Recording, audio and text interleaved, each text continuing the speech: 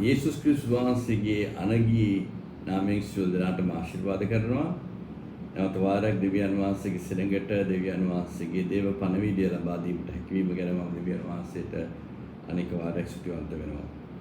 සහෝදර සහෝදරිනි, අපි දෙවියන් වහන්සේගේ වචනේ රහස් ඉදරව කරමින් ඉන්න අවස්ථාවක දෙවියන් වහන්සේගේ මනමාලියට දෙවියන් වහන්සේගේ වචනයට අදාළ වූ දේවල් සඳහන් කිරීමට ලැබීම ඉතාමත්ම වාග්යක්කට මම සලකනවා.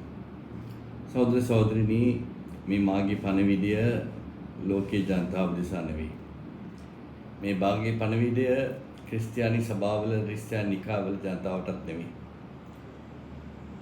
ඒ වගේම ආගමික සංවිධාන වලටත් නෙවෙයි. මේ පණවිඩය විශේෂ වූ පණවිඩයක්.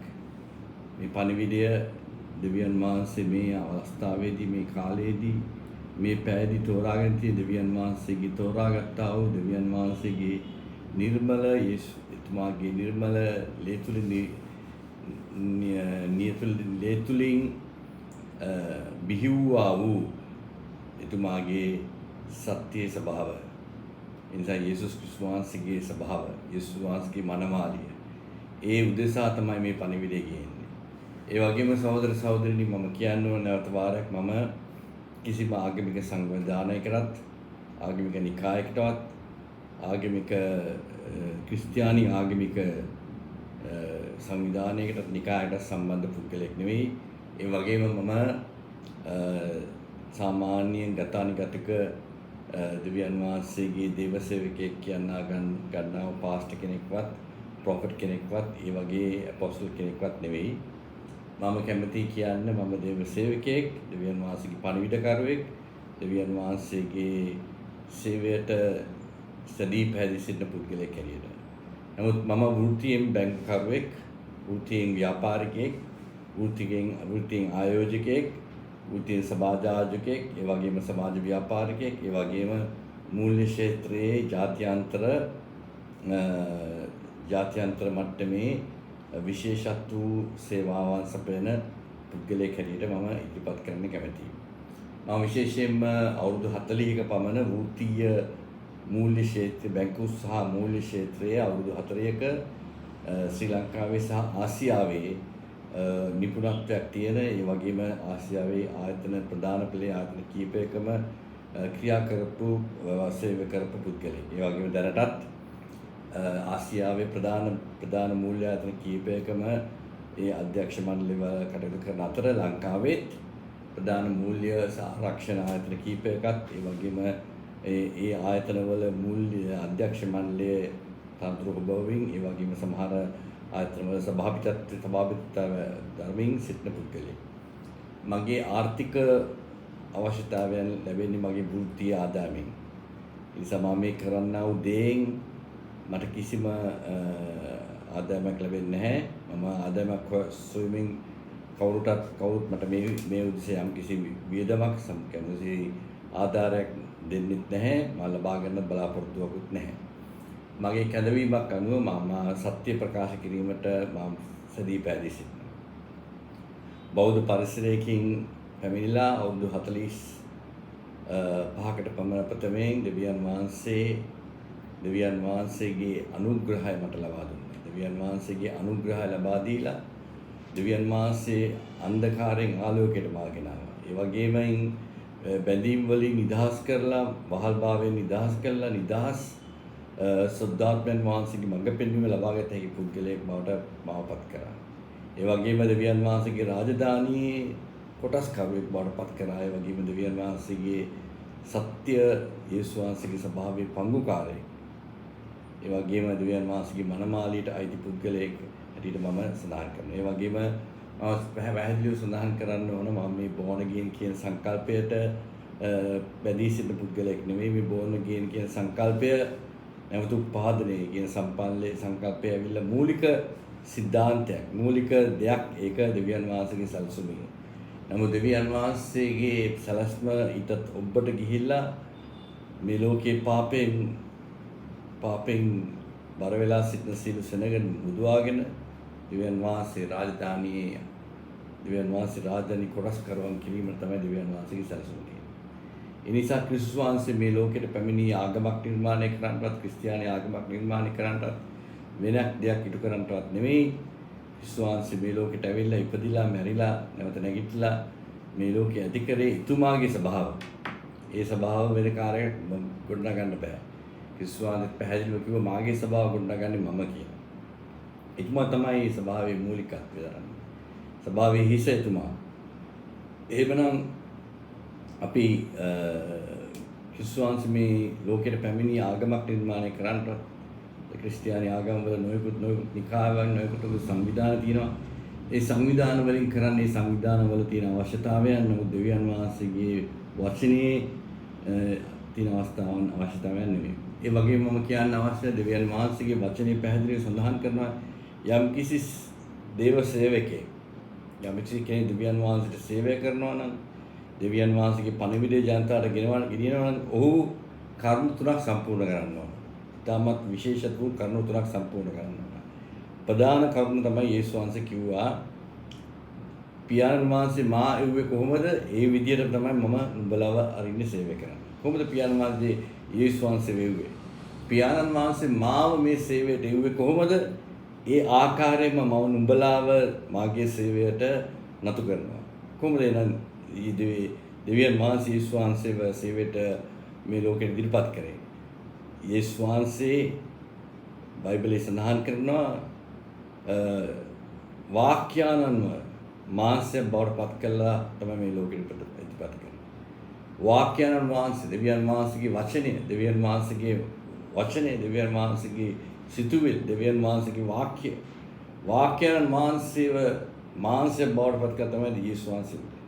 යේසුස් වහන්සේ සුද්ධාත්මයන් වහන්සේගෙන් පරිපූර්ණ වුණත් වගේම දෙවියන් වහන්සේගේ සම්පූර්ණත්වය ප්‍රකාශ කිරීම සඳහා දෙවියන් වහන්සේ යේසුස් වහන්සේ නිරන්තරයෙන්ම දෙවියන් වහන්සේගේ සැලසුම් වලට අනුකූලව දෙවියන් වහන්සේගේ කැමැත්තට අනුකූලව දෙවියන් වහන්සේගේ අවශ්‍යතාවයන් අනුව දෙවියන් වහන්සේගේ වචනයට සරිලන ලෙස කටයුතු කිරීමෙන් තමයි යේසුස් වහන්සේ ඒ ප්‍රකාශත්වය මාංශයෙන් ප්‍රකාශ වුණේ වාක්‍ය මාංශයෙන් ප්‍රකාශ වුණා.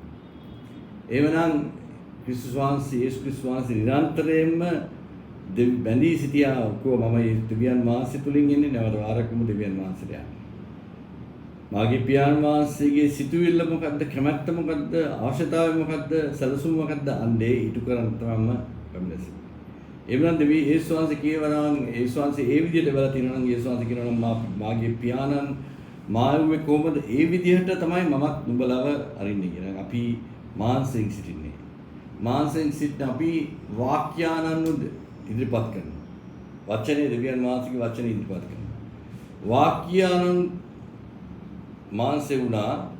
ඒ වගේම මාංශය විලා වාක්‍ය ප්‍රදානය කරා අපිට. අද අපි ඉන්නේ මාංශය. මාංශයෙන් ඉන්න දේව සේවකයෙක්ට අනිත් සෙනගට දෙවියන් වහන්සේගේ වාක්‍ය නැත්නම් වචනේ උපදෙස් අනුපනත් ඉදිරිපත් කිරීමේදී පළමුව ඔහුගේ මාංශය වාක්‍යයක් විය යුතුයි. ඔහු මාංශයෙන් සිට වාක්‍ය දේශනා කරන්න බැරි වෙනවා. ඔහු නිරන්තරයෙන්ම වාක්‍ය තුල සිට. ඒක තමයි යේසුස් වහන්සේ බලන්න පැහැදිලිවම යේසුස් වහන්සේ ජෝර්දාන් නදියේ සුද්ධාත්මයන් වහන්සේගේ බෞස්මලා යෝහන් තුමාගෙන් බෞස්මය ලබාගෙන සුද්ධාත්මයන් වහන්සේගෙන් පරිපූර්ණ වුණාට පස්සේ දවස් 40ක් සහ රාත්‍රී 40ක් අන්ද වනාන්තරේ ගත කරා. ගත කළා ඒ දෙවියන් වහන්සේගේ වාක්‍ය මාංශය තුලින් ජාග්‍රහණය කරන අන්දම අපිට ප්‍රකාශ කළ දුන්නා. අපි දකිනවා නපුරා ඇවිල්ලා ඒ යේසුස් පරීක්ෂාව ගැන දෙන්නත් කොහොම කැමති නම් බඩගිනි දිනවා මේ ගල් නඹර පුළුවන් රොටි කරලා අනුභව කරන්න කියලා. ඒකට කිව්වා ඔබ දැනගනින් දෙවියන් වහන්සේගේ වචනේ කියලා තියෙනවා මිනිස්සු ජීවත් වෙන්නේ රොටි වලින් පමණක් නෙවෙයි දෙවියන් වහන්සේගේ මුඛයෙන් පුටු වෙන හැම වචනයකින්ම තුල කියලා. ඒ නිසා ඔහු මාංශයේ ආසාවල් වලට ඉඩ දුන්නේ නැහැ අවස්ථාවේදී. මාංශයේ ජාග්‍රහණය කරන වාක්‍ය තුලින්. දෙවනුව යක්ෂයා වුවත් ඊ타මත්ම ලොකු කඳු මුදුනකට ගෙනහිල්ලා පෙන්වුවා මේ ලෝකයේ අලංකාරය බව. යෝ මට ඔබ නමස්කාර කරොත් ඔබ මට නම් දැනීමට නමස්කාර කරොත් මේ ලෝකයේ සම්පූර්ණයෙන්ම දෙනයි. ඒකට යේසුස් වහන්සේ කිව්වා දෙවියන් වහන්සේ අර වෙන කිසි කෙනෙක් නමස්කාර කළ යුතු නැහැ. මේ දෙවියන් වහන්සේගේ වචනේ කියලා තියෙනවා. ඒ නිසා නැවත වාරයක් ඇස්වල තියෙන අවශ්‍යතාවය ජාග්‍රහණය කරන්න හැකි වුණා දෙවියන් වහන්සේගේ වාක්‍ය ප්‍රකාශ කිරීම තුළ. තුන්වෙනිව යේසුස් වහන්සේව දේවස්ථානයේ මුද්‍රට ගෙනියලා කිව්වා උඹ මෙතනින් පැනපන් උඹ දෙවියන් වහන්සේගේ පුත්‍රයා නම් දෙවදූතයා කියලා උඹව අල්ලගන්නවා කියලා.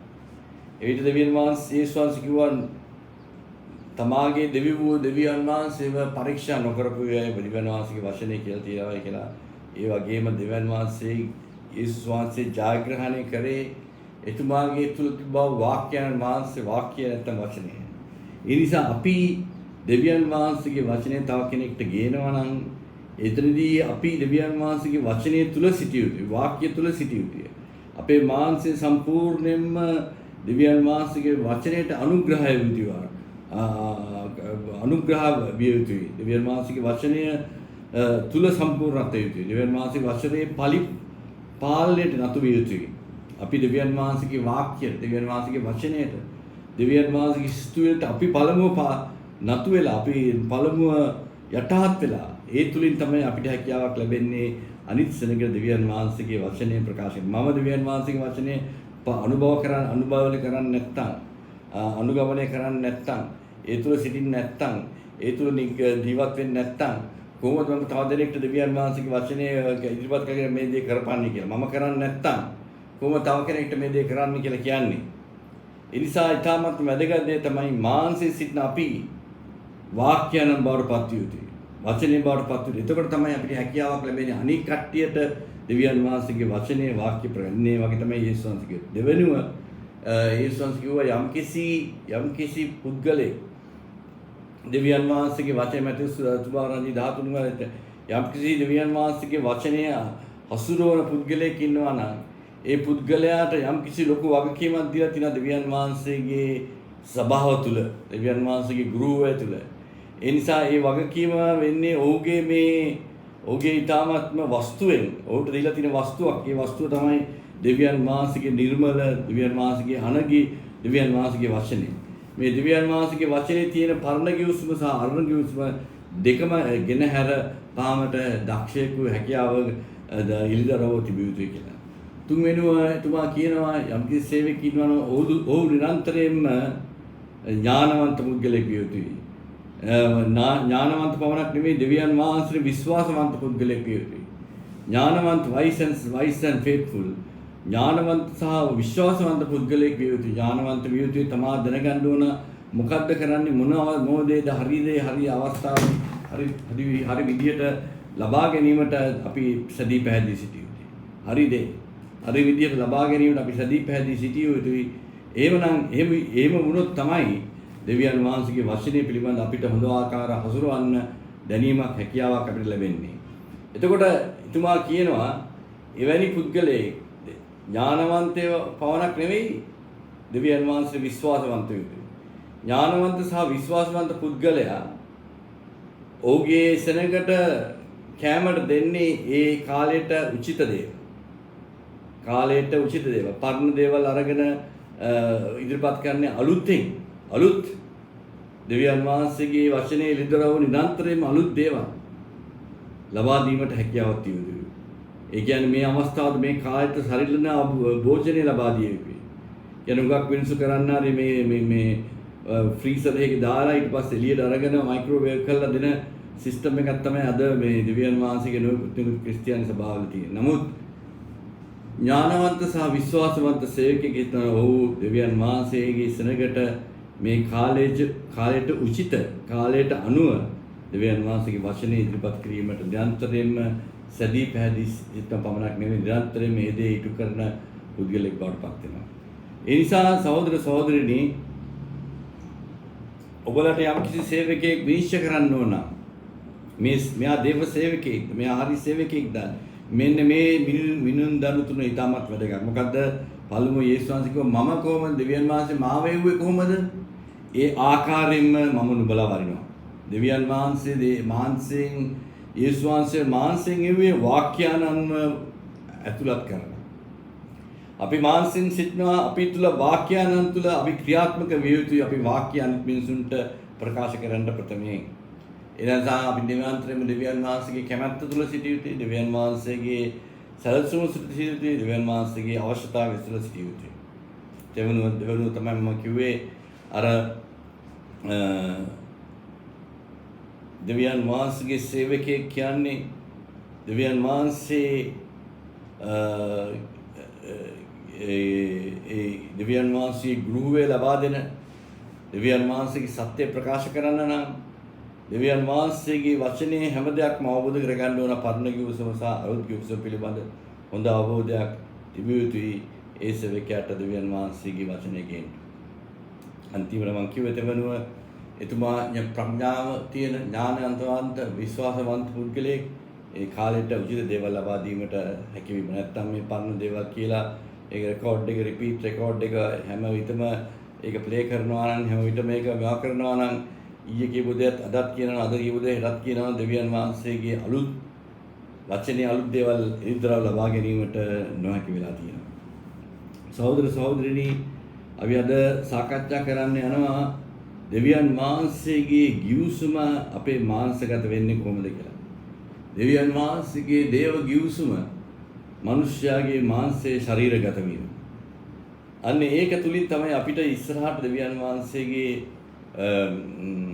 කාරණා ලබාගෙන දෙවියන් වහන්සේගේ සැලසුමේ පවුකාරී කොටස්කාරී වීමට හැකියාව ලැබෙන්නේ. අපි කියමු අපි මේ අවස්ථාවේදී උප්පත්ති පොතේ 17 වෙනි පරිච්ඡේදයේ 1 ඉඳන් 7 දක්වා කියන්න යනවා ඉස්සෙල්ලා.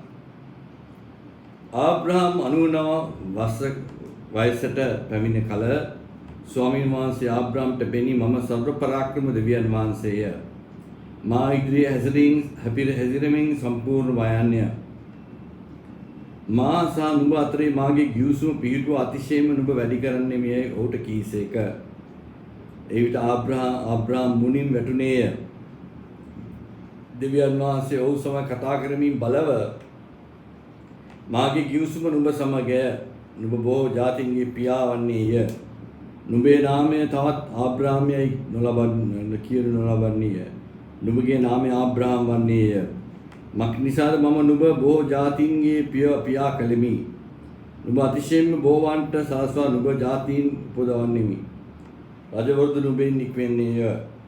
තවද නුඹෙන් පසුව නුඹේ වංශයට දෙවියන් වහන්සේ මනුස්ස මාද නුඹ සහ නුඹෙන් පසුව නුඹේ වංශය අතර ඔහුගේ පරම්පරාව සදාකාලික ගිවිසුමක් මාට පිහිටුවන්නෙමි.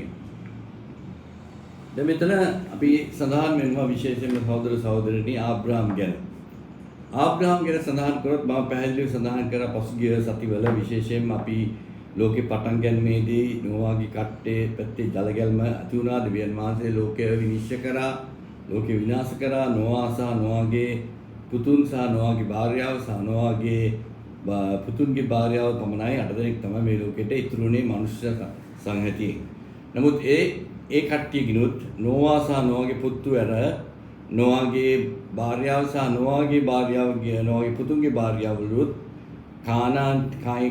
කායින්ගේ පරම්පරාවෙන් එන කානාන් දේශගත වූ ලෞකික හැඟීම් ලෞකික බලාපොරොත්තු ලෞකිකත්වයෙන් සිටින ස්ත්‍රීන් තමයි වුන් විවාහ කරගෙන සිටියේ. ඒ නිසා තමයි අපි දකින්නේ නොවාටත් නොයෙකුත් ප්‍රශ්න ඇති වුණේ ඔහුගේ අන්තිම කාලයේදී ජලගැල්මෙන් පස්සේ දෙවියන් වහන්සේගේ සැලැස්ම ඉටු කිරීමට ඔහුට නොහැකි වුණා.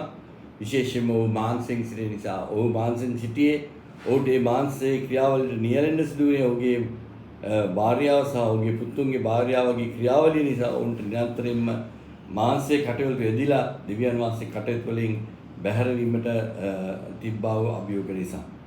ඒකට අපි දකිනවා නොවාගේ පරම්පරාවෙන් එන සෙනග මම ගිය සතියේ සඳහන් කරා ඔවුන් නිරන්තරයෙන්ම දෙවියන් වහන්සේ කිසිම එළිදරව්වක් නොවාගේ පස්සේ ලැබුණේ නැහැ. නොවාට තමයි අන්තිම පුරුක අන්තිම පුද්ගලයා දෙවියන් වහන්සේ පිළිබඳ පැහැදිලි අවබෝධයක් තිබ්බ අන්තිම සෙත්ගේ පරම්පරාවෙන් ආපු අන්තිම දෙවියන් වහන්සේ පිළිබඳ යම්කිසි අවබෝධයක් තිබ්බ අන්තිම පුද්ගලයා තමයි නොවා. නොවාගෙන් පස්සේ නොවාගේ පුතු තුන් දෙනාටත් ඒ වගේ ඒ පරම්පරාවෙන් බිහිවුණු කිසි දෙනෙක්ට දෙවියන් වහන්සේ පිළිබඳ කිසිම අවබෝධයක් ලබා ගන්නට හැකි වුණේ නැහැ. දෙවියන් වහන්සේ කවුද? දෙවියන් වහන්සේ කොයි වෙන කෙනෙක්ද? ඒ නිසා ඔවුන්ගේ සිතුවලට එන දේවල්. ඒ නිසා තමයි ඔවුන් නිරන්තරයෙන්ම ඔවුන් අලුත් ආගමක් නිර්මාණය කරා ඔවුන්ගේ දැනුම යනුව. ඒ නිසා විශේෂයෙන් මේ අවස්ථාව වෙනකොට දෙවියන් වහන්සේගේ දැනුම නැති වෙලා ගිහිල්ලා මිනිස්සයා විශ්වයේ දෙස බලලා විශ්වයේ තියෙන දේවල් අවබෝධ කරගෙන දැනුමෙන් දෙවියන් ඔවුන්ගේ ජීවිකාව ඉදිරියට ගෙනියන්න ඕන කටයුතු කරන්න පටන් ගන්නවා. එතකොට අපි දකිනවා විශේෂයෙන්ම විශේෂ වූ දෙයක් තමයි මම කී සතිවල සඳහන් කරා නොවාගේ පරම්පරාවෙන් පස්සේ සියලු දෙනාම අලුත් ආගමක් නිර්මාණය කරා. ඒ ආගම තමයි හිරු සහ සඳු නමස්කාරය. එදා නිම්රෝඩ්ගේ පරම්පරාවෙන් නොවාගේ පුත්තවුන්ගේ පරම්පරාවෙන් පසුව තිබුණු ප්‍රධානම ක්‍රියාවලිය තමයි හිරු නමස්කාරය සහ සඳු නමස්කාරය. එතකොට මේ නොවාගේ පරම්පරාවෙන් එන නොවාගේ පුතුන්ගෙන් එන එක පුද්ගලයෙක් තමයි ආබ්‍රහම්. හැම්ගේ පුත් පරම්පරාවෙන් නෙමෙයි.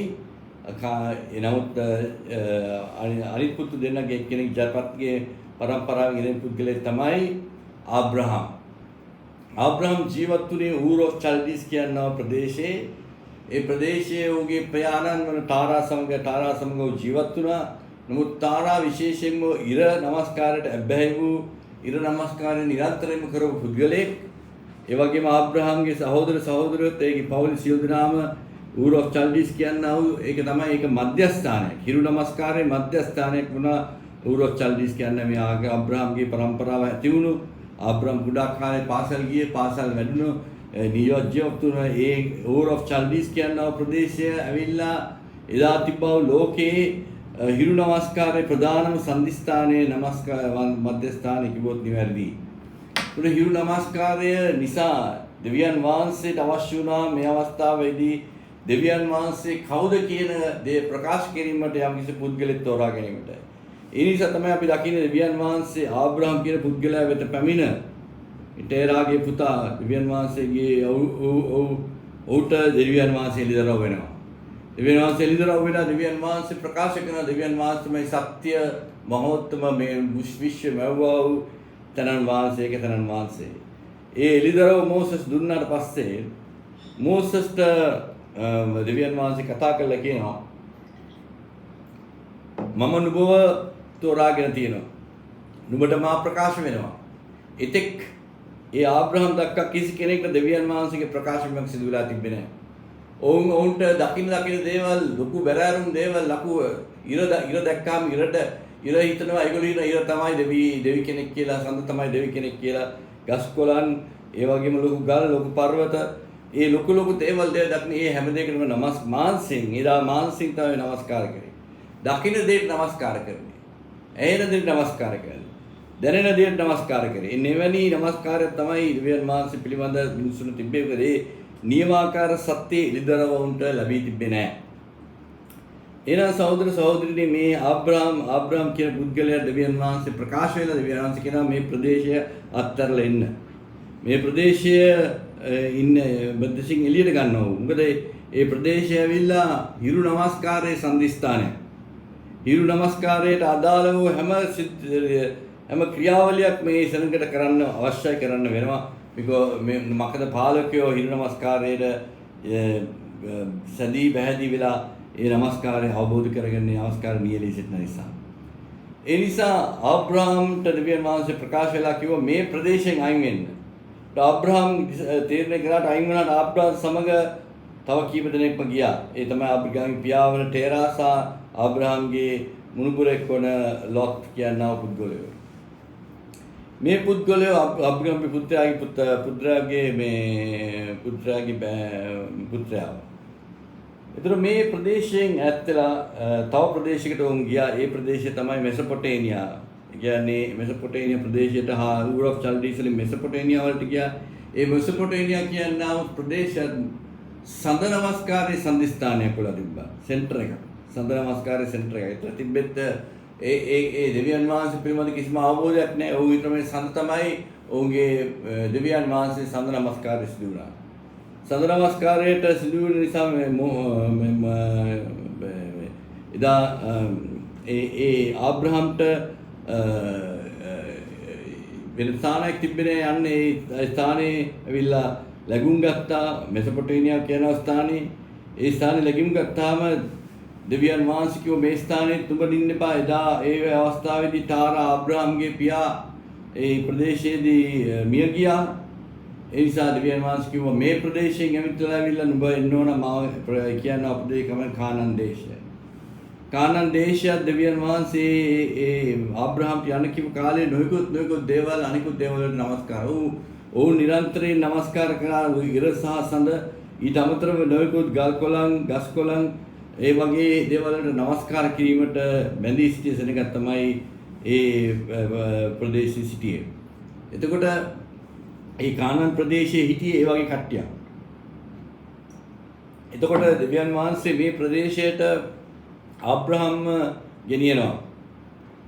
ආබ්‍රහම් ගෙනිච්චාම ආබ්‍රහම්ට දෙවියන් වහන්සේ යම් කිව්වා විශේෂ පුද්ගලෙක් මම විශේෂත්වයක් ඇති කරන ඔබ තුලින් මුළු රාජ්‍යයක් මම බිහි කරනවා. ඔබ තුලින් රජවරු සහ පාලකයෝ ගොඩනගෙනවා. ඔබ තුලින් දෙවියන් වහන්සේ ආශිර්වාද කරන්න යනවා කියලා දෙවියන් වහන්සේ කිව්වා. නොවන දෙවියන් වහන්සේ ඒ කියලා තමයි දෙවියන් වහන්සේ ප්‍රදේශයෙන් කැඳවුවේ ඌරොක් චල්ඩීස් කියනවා. නමුත් ඔය දෙවියන් වහන්සේගේ ඒ පොරොන්දුව ඉටුවේ නැති සලකුණු ආබ්‍රහම් දකිනවා. ආබ්‍රහම් හැමතිස්සෙම ආබ්‍රහම්ගේ පවුලේ ක්‍රියාවලිය. ආබ්‍රහම්ගේ තාරා පියා ඒ වගේම ආබ්‍රහම්ගේ භාර්යාව සියලු දෙනාම නිරන්තරයෙන්ම ක්‍රියා කළේ මාංශයෙන්. දෙවියන් වහන්සේගේ අයිදර වෙන්නේ නෙමෙයි මාංශයෙන්. ඒ නිසා හැම විටම හැම දෙයක් හැම ප්‍රශ්නෙදිම ඔහු මානසික විසඳුමක් තමයි ඔහු නිරන්තරයෙන්ම සොයමින් සිටියේ. හැම විටම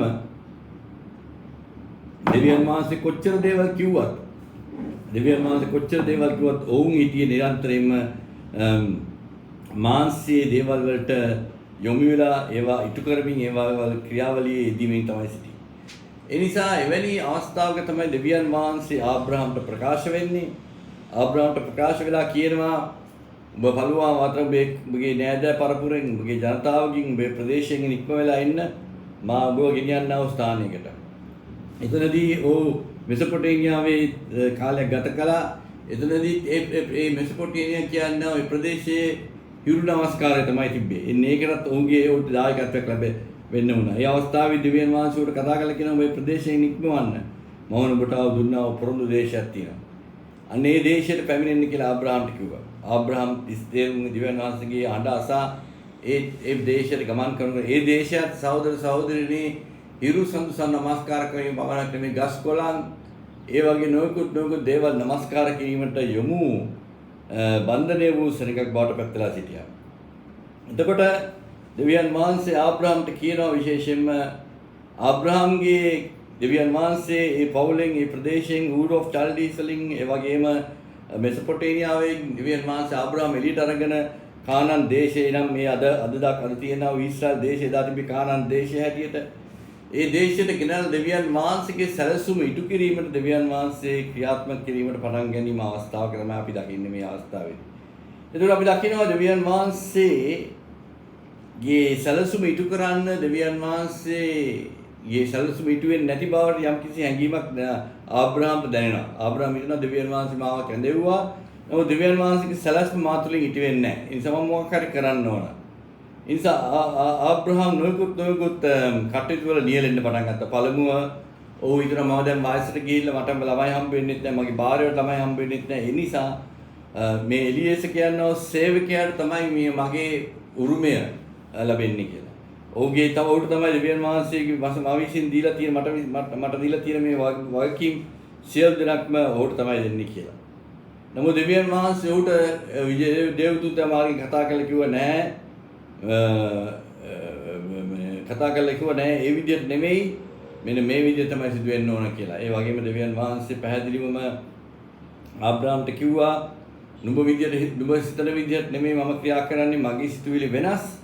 ආබ්‍රහම්ට කිව්ව දෙවියන් වහන්සේ පැහැදිලිවම දෙවියන් වහන්සේගේ වචනයට අනුව ක්‍රියාත්මක කිරීමේදී මොකද ආබ්‍රහම් හැමතිස්සෙම බැලුවේ මාංශය අනුව ක්‍රියාත්මක කිරීමට දෙවියන් වහන්සේ කැමැත්ත. දෙවියන් වහන්සේ කිව්වා උඹ රජ කෙනෙක් කරනවා උඹ රජ පරම්පරාවක් කරනවා උඹ තුලින් දෙවියන් වහන්සේ රටවල් බිහි වෙනවා නායකයන් බිහි වෙනවා ඒ වගේ කියලා තියෙන දෙවියන් වහන්සේගේ මේ විවිසුම මේ අවබෝධය ලබා ගන්නට ආබ්‍රහම්ට හැකි වුණ නැති නිසා ආබ්‍රහම් නිරන්තරයෙන්ම හැම දෙයක්ම මාංශයෙන් මිනුම් කරන්න පටන් ගත්තා. මාංශයෙන් මිනුම් කරලා මාංශයේ අවශ්‍යතාවයන් උදෙසා කටයුතු කිරීමට ආබ්‍රහම් නිරන්තරයෙන්ම නියැලෙන්න පටන් ගත්තා. එතනදී තමයි ආබ්‍රහම් හරි ප්‍රදේශ දෙවියන් වහන්සේ ගෙනෙව්වත් දෙවියන් වහන්සේගේ කැමැත්ත ඉටු කරන දෙවියන් වහන්සේගේ කැමැත්ත තුළ ජීවත් වෙන්න ආබ්‍රහම්ට හැකි වුණේ නැහැ. පළමුව ඔව් හිතලා දැන් දෙවියන් වහන්සේ කැමැත්ත මම ඉටු කරන්න ඕන මම වයසට යනවා ඒ නිසා ඔව් කිව්වා මේ එලියේස කියන පුද්ගලයාට තමයි මේ මගේ પરම්පරාව ලැබෙන්නේ. දෙවියන් වහන්සේට කතා කරලා කිව්වා නෑ ආබ්‍රහම් එලියේස නුඹගේ પરම්පරාවේ පවුකාරයෙක් නෙවෙයි. නමුත් මම මගේ සැලසුම උඹ තුලින් ඉටු කරනවා. මගේ ඒ නිසා ඉවසගෙන හිටපන්නිය කියලා. එහෙම ඉන්නකොට තමයි සාරාවිල ආබ්‍රහම්ට කියනවා දැන් මම නම් දන්නවා නුඹට මොගේ වයස 99කට ළඟට ගිහිල්ලා තියෙනවා. මමත් 80 ගණන් වල අපි දෙන්නට ඵල ලබන්න බැරි වෙනවා ඉස්සරහට. ඒ නිසා අපි අපේ මේ දෙවියන් වහන්සේ අපිට දීලා තියෙන අවස්ථාවෙන් අපි ප්‍රයෝජන අරගෙන අපි මේ වැඩසටහන සූදානම් වෙමු කියලා. ඒ නිසා සාරා කියනවා මගේ ඉන්නවා 16ක්. මට සේවය කරන 16ක් එක නුඹ ගිහිල්ලා නුඹ එකමුතු වෙලා නුඹ සම්බන්ධයක් පවත්ලා ඈතුලින් නුඹ පුත්‍රයෙක් බිහි කරන්න. ඒකත් ඇවිල්ලා මාංශයේ අදහසක් මාංශයේ ක්‍රියාවලිය. මොකද අබ්‍රහම්ට දෙවියන් වහන්සේ තමයි කතා කරේ. ආසාරට කතා කරේ නෑ. ඒ නිසා මේ දෙවියන් වහන්සේගේ දේවල් මාංශය තුලින් ඉටු කරන්න අපිට බෑ. හුඟක් මිනිස්සු ඒක තමයි කරන්නේ. දෙවියන් වහන්සේගේ දේවල් මාංශයෙන් ඉටු කරන්නේ. ඒ නිසා තමයි ආබ්‍රහමුත් පළමුව දෙවියන් වහන්සේගේ දේවල් මාංශයෙන් ඉටු කරන්න ගියා. එලියේසර් දේවග්ගීම දීලා. දෙවෙනුවත් මාංශයෙන් ඉටු කරන්න ගියා. උගේ භාර්යාවත් සමග එකමුතු වෙලා ඒ භාර්යාවගේ කීම අහලා ගත්තා සමග සම්බන්ධ වෙන්න හගා කියනා වූ සාරගේ 16 සමග සම්බන්ධ වෙලා ඒ තුලින් ඔව් අලුත් දරුවෙක් ඉපදුනා. ඔව්ට ඉස්මායිල් කියනවා. මෙන්න මේක දෙවියන් වහන්සේගේ සැලසුමේ කොටසක්වත් දෙවියන් වහන්සේ කැමැත්ත කොටසක්වත් නෙමෙයි. දෙවියන් වහන්සේ කැමැත්ත දෙවියන් වහන්සේ දැනගත්ත මේ දේ සිදු වෙනවයි කියලා ඉස්සරහදී. දෙවියන් වහන්සේගේ ඥානෙ. නමුත් මේ දේ නෙමෙයි දෙවියන් වහන්සේ ආබ්‍රහම්ට සැලසුම් කරේ. දෙවියන් වහන්සේගේ අනුග්‍රහය දෙවියන් වහන්සේගේ කරුණාව තිබ්බ නිසා ආබ්‍රහම්ට පුළුවන් වුණා ඊළඟ පියවරට යන්න. නමුත් ආබ්‍රහම් දෙවියන් වහන්සේගේ වචනයට විරුද්ධ වුණා. විරුද්ධ වුණ නිසා තමයි දෙවියන් වහන්සේ ආබ්‍රහම් සමග කටයුතු කරන්න පටන් ගත්තේ. ආබ්‍රහම් තුලින් දැන් ආබ්‍රහම් සාරා එකමුතු වෙලා දෙවියන් වහන්සේගේ සැලසුම දිව්‍යමය සැලසුමක් වෙනකොට මානසික සැලසුමක් මානසික සැලසුමක් ඉටු කිරීමට සදී පැහැදී කටයුතු කරන්න පටන් ගන්නවා.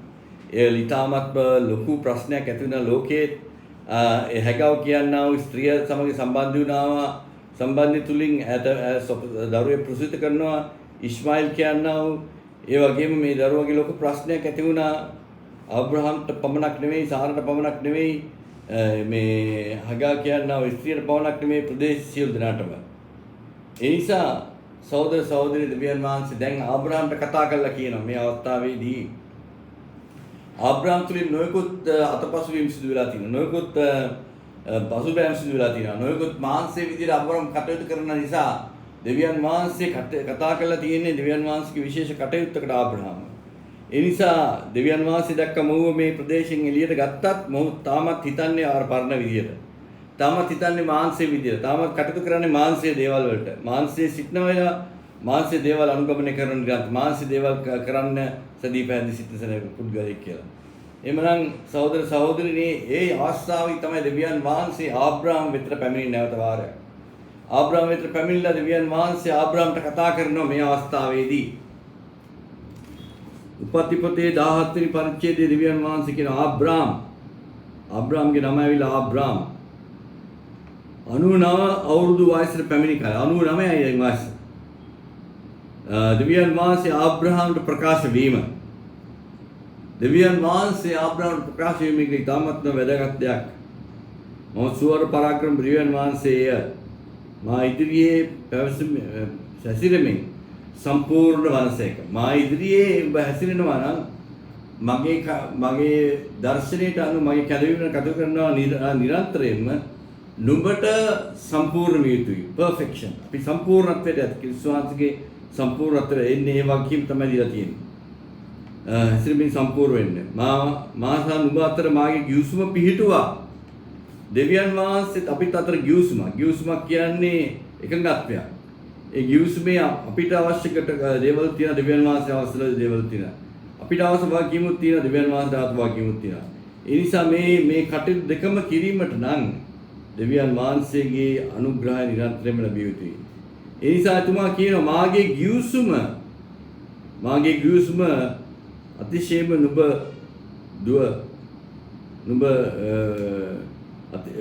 අතිශයම නුඹ වැඩි කරන්නේ මිය. ඔහුට කීස් එක. එවිට ආබ්‍රහම් මූණින් වැටුණේය. දෙවියන් වහන්සේ ඔහු සමග කතා කරමින් බලව මාගේ ගිවිසුම නුඹ සමගය. නුඹ බොහෝ ජාතීන් සහ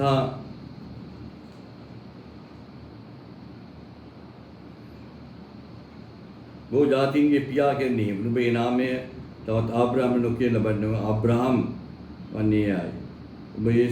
නුඹ බොහෝ ජාතීන්ගේ පියා කෙලිමි. නුඹට අතිශයින් බොහෝ වෙන්න සලස්වා නුඹ ජාතීන් උපදවන්නේ. නුඹෙන් නික්මන්නේ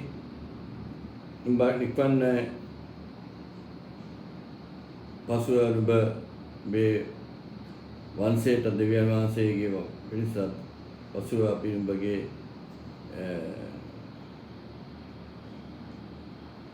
වංශයේද නුඹගේ පරම්පරාවේදී සදාකාලික ගිවිසුමේකට මාගේ ගිවිසුමට පවතින්නේ.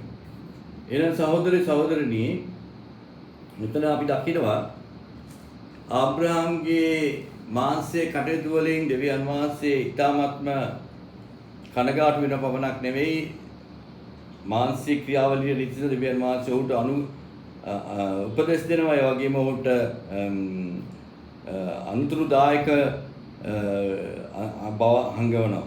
ඔබ ඉන්නේ අනුතුරුදායක අවස්ථාවක්. ඒ නිසා දෙවියන් වහන්සේ කියනවා මා ආබ්‍රහම්ට දෙවියන් වහන්සේගේ ප්‍රකාශයම සිදු වෙනවා. දෙවියන් වහන්සේගේ ප්‍රකාශයම සිදු වෙනවා. දෙවියන් ප්‍රකාශයම කළ මම ඔබ සම්පූර්ණත්වයේ සිටිය යුතුයි. භාගයට නෙමෙයි. මොකක් මිනිස්සු භාගයට නෙමෙයි සම්පූර්ණත්වයේ යුතුයි. ඒ සම්පූර්ණත්වයේ වියුත් නම් දෙවියන් වහන්සේ කියනවා මාගේ ගිවිසුම නව දෙම ඔබට ප්‍රකාශ කරන්න මා සදී පෑදී සිටිනවා. මාගේ ගිවිසුම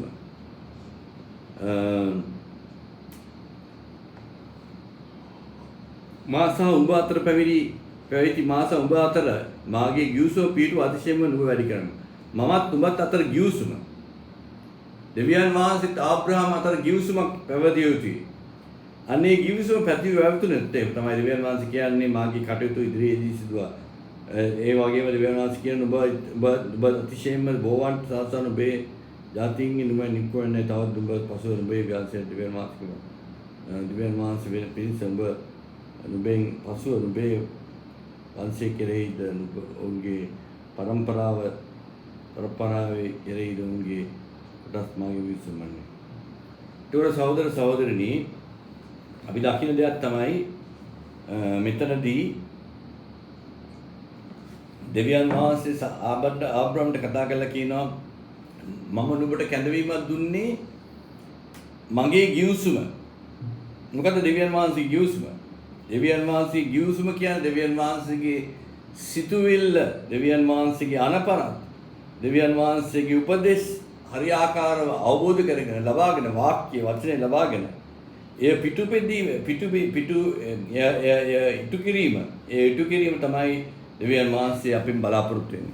දෙවියන් වහන්සේගේ වාක්‍ය, දෙවියන් වහන්සේගේ වචනය අන්තර්ගත වෙනා තියෙන අපි දෙවියන් වහන්සේ ඒ තුලින් දෙවියන් වහන්සේ අපිට ප්‍රකාශ කරන්නා වූ එළිදරව් කරන්නා වූ දෙවියන් වහන්සේගේ මහෝත්තම වචනය, ඒ වචනේ එළිදරව් කරන්නේ මහෝත්තම වචනය දෙවියන් වහන්සේ අපිට ගිවිසුමක් හැටියට, දෙවියන් වහන්සේත් මාත් අතර තියෙන ගිවිසුමක් හැටියට මම මේ ගිවිසුමක් කියන්නේ අපි දෙන්නෙක්ට එකකින් ප්‍රතිලාභයක් ලැබෙනවා.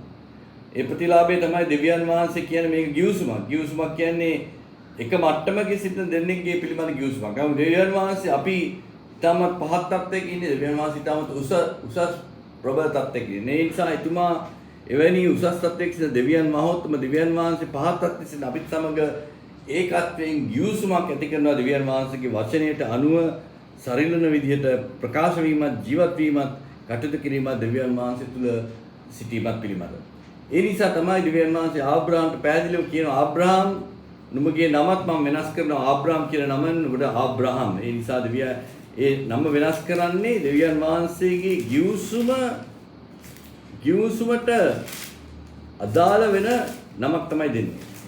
දෙවියන් වහන්සේ ආබ්‍රහම්ගේ නම ආබ්‍රහම් කියන නමෙන් ආබ්‍රහම් කියන නම ප්‍රකාශ කරන. ඒ ප්‍රකාශ කිරීමෙන් ආබ්‍රහම්ගේ නම වෙනස් කරන දෙවියන් වහන්සේගේ සැලැස්ම ඉටු කිරීමේ ප්‍රබල වගකීම, ප්‍රබල අවශ්‍යතාවය, ප්‍රබල වගකීම අයිතිවාසිකම ආබ්‍රහම්ට ලබා දීම. දෙවියන් වහන්සේගේ දෙවියන් වහන්සේගේ උපදෙස්, දෙවියන් වහන්සේගේ අනුපනත්, දෙවියන් වහන්සේගේ මාර්ගය පිළිබඳ අවබෝධ කරගෙන එය ක්‍රියාත්මක කිරීම, ඒ තුළ ගමන් කිරීම තියනා වගකීම තමයි දෙවියන් වහන්සේ ආබ්‍රහම් තුලින් මේ දෙවියන් වහන්සේගේ ස්වභාවයට දක්වන්නේ. විශේෂයෙන්ම අපි දකිනවා විශේෂයෙන්ම සහෝදර සහෝදරිනි මේ වචනේ කියනවා මාගේ ගිවිසුම නුඹ සමග සිය තිබිය යුතුයි. මම වචනය දීලා තියෙන නුඹට නුඹ සියලු දෙනා බෝ කරනවා. ඒ නිසා ඒ ඉටු කිරීම උදෙසා නිරන්තරයෙන්ම මාගේ වචනේ තුල නුඹ ක්‍රියාත්මක යුතුයි. එමනම් සහෝදර සහෝදරිනි අපි දකිමු දෙවියන් වහන්සේගේ ගිවිසුම පිළිබඳ දෙවියන් වහන්සේ එසේ කියලා තියෙද්දී අපි කියමු ආපහු මේ පරිච්ඡේදයේ ඒ 10 වෙනි පරිච්ඡේදයේ උපපති 10 පරිච්ඡේදයේ 8 වෙනි පරිච්ඡේදයේ ඉඳන් 11 දක්වා කියමු.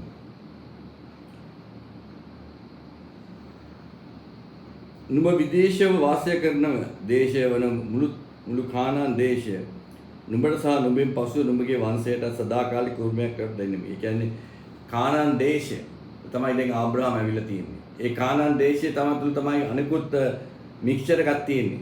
සෞදි ගත්තොත් මේ සෞදි ඒ ප්‍රදේශයේ යම් කිසි විදියක කටයුතු කරනවා.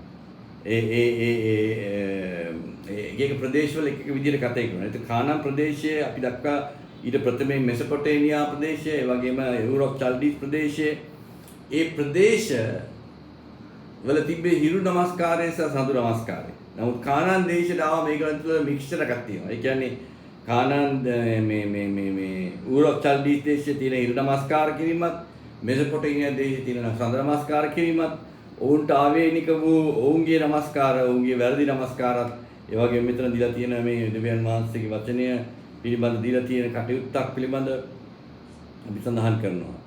ඒ නිසා මෙතන අපි අවබෝධ කරගමු නැවත වාරයක් නුඹ විදේශිකත්වයේ වාසය කරන විට මුළු කානාන් දේශයේ නුඹට සහ නුඹේ දරුවන්ට සදාකාල උරුමයක් කර දෙන්නේ මේ. මවද ඔවුන්ගේ දෙවියන් වහන්සේව සිරින්නමයි කීසේක. තව දෙවියන් වහන්සේ ආබ්‍රහම්ට කතා කොට නුඹෙන් පසුව නුඹේ සිටින වංශයේද තමන්ගේ පරම්පරාවේ මාගේ ගිවිසුම ආරක්ෂා කරනවා. නිසා මුළු ආබ්‍රහම්ගෙන් පස්සේ මතුවෙන පරම්පරාව, ඒ පරම්පරාවේ සම්පූර්ණම ජීවත් වීම සහ ඒවුන්ගේ සම්පූර්ණත්වයේ සඳහන් වෙලා තියෙන දෙවියන් වහන්සේගේ සේවකයා අතර තියනා ඒ ගිවිසුම අපි දිනන්තරම දෙවියන් වහන්සේ සමග ගිවිසුම් ගත වෙනවා. ගිවිසුම් ගත වෙලා අපි බලාපොරොත්තු වන දෙවිසුමට අනුව කටයුතු කරන්න දෙවියන් වහන්සේක නිරන්තරයෙන් මේ කටයුතු කරන අපිටමයි සම්පූර්ණත්වයෙන් වෙනස් වෙන්නේ. එතනදී මොහු සඳහන් කළා කියනවා මේ අපිට වාරයක් කියමු උපාධි පොතේ 10 වෙනි පරිච්ඡේදයේ 10 ඉඳන් 11 දක්වා. මාද නුඹලා සහ නුඹලාගෙන් පසු නුඹලාගේ වංශය කෙරෙහි නුඹලා විසින් ආරක්ෂා නොකළ යුතුය. මාගේ ගිවිසුම් නම් නුඹලා කෙරෙහි සියලු පිරිමින් චර්මච්ඡේදනය කිරීමයි. නුඹලාගේ වර්මාග්‍ර මාංශයේ ඡේදනය කරනු ලබන්නා වූ ඒක මා සහ නුඹලා කෙරෙහි ඇති ගිවිසුමක සලකුණක් වන්නේය. නුඹලාගේ පරම්පරාව වන්නේ නුඹලාගේ කෙරෙහි ගේ පන්තන තනතන හෝ ඔබගේ වංශයේ මිලයට ගන්නා තනත්තා වන්නේ කීසේක. එතකොට සහෝදර සහෝදරියනි අපි දකින දෙයක් තමයි මෙතන දෙවියන් වහන්සේ ආබ්‍රහම්ට කතා කළා ආබ්‍රහාමගේ ගිවිසුම ගැන කතා කරලා කියනවා. ආබ්‍රහාම් ගිවිසුම ගැන කතා කරලා ආබ්‍රහම්ට කියන නුඹ සම්පූර්ණත්වයේ යුතුයි නුඹ සම්පූර්ණත්වයෙන් නැහැ. නුඹ මගේ ගිවිසුමට අනුව සම්පූර්ණත්වයෙන් පර්ෆෙක්ෂන්. ගිවිසුම අනුව සම්පූර්ණත්වයේ යුතුයි කියලා. ඒදි කළා දෙවියන් වහන්සේ ආබ්‍රහම්ට ඉදිරියට කරන විශේෂ ක්‍රියාවලියක්. ඒ ක්‍රියාවලිය තමයි චර්මච්ඡේදනය. චර්මච්ඡේදනය කියන්නේ චර්මච්ඡේදනය කරන්නේ මොකද්ද? චර්මච්ඡේදනය කරන්නේ අපි හැම මිනිස්සෙක්ම හැම පිරිමි මිනිස්සෙක් වගේම දරුවෙක් වගේම හැම පිරිමි පුද්ගලයෙක්වම චර්මච්ඡේදනය කරන්න ඕනේ. චර්මච්ඡේදනය කරන්නේ ඔහුගේ මිනිස්යාව නැවත බිහි කිරීමේ ඉන්ද්‍රිය අපි සියලු දෙනාටම තියෙනවා. අපි මිනිස්යන් බිහි කිරීමේ හැකියාව. ඒ කියන්නේ අපි මිනිස්යාටත් සහ ස්ත්‍රියටත් මිනිස්යාව නැවත වාරයක් බිහි කිරීමේ හැකියාව අපි තුල තියෙනවා. ඒ නිසා තමයි දෙවියන් වහන්සේ කියන්නේ නුඹට මේ වගකීම් මාදිය තියෙනවා කියලා. යේසුස් වහන්සේගේ පමණක් නෙවෙයි එතුමාට ප්‍රථමයෙන් අපි දකිනවා මේ අරණ ගිවිසුමේ ආදම් සහ ඊව දෙවියන් වහන්සේ උන්ට කිව්වා බෝකරමඤ්ඤ පදරඤ්ඤ මම නුඹලා මාගේ ස්වරූපයෙන් මවලා තියෙන නිසා එවැනි පුද්ගලයන් මේ ලෝකෙට බිහි කරන්න ඕන.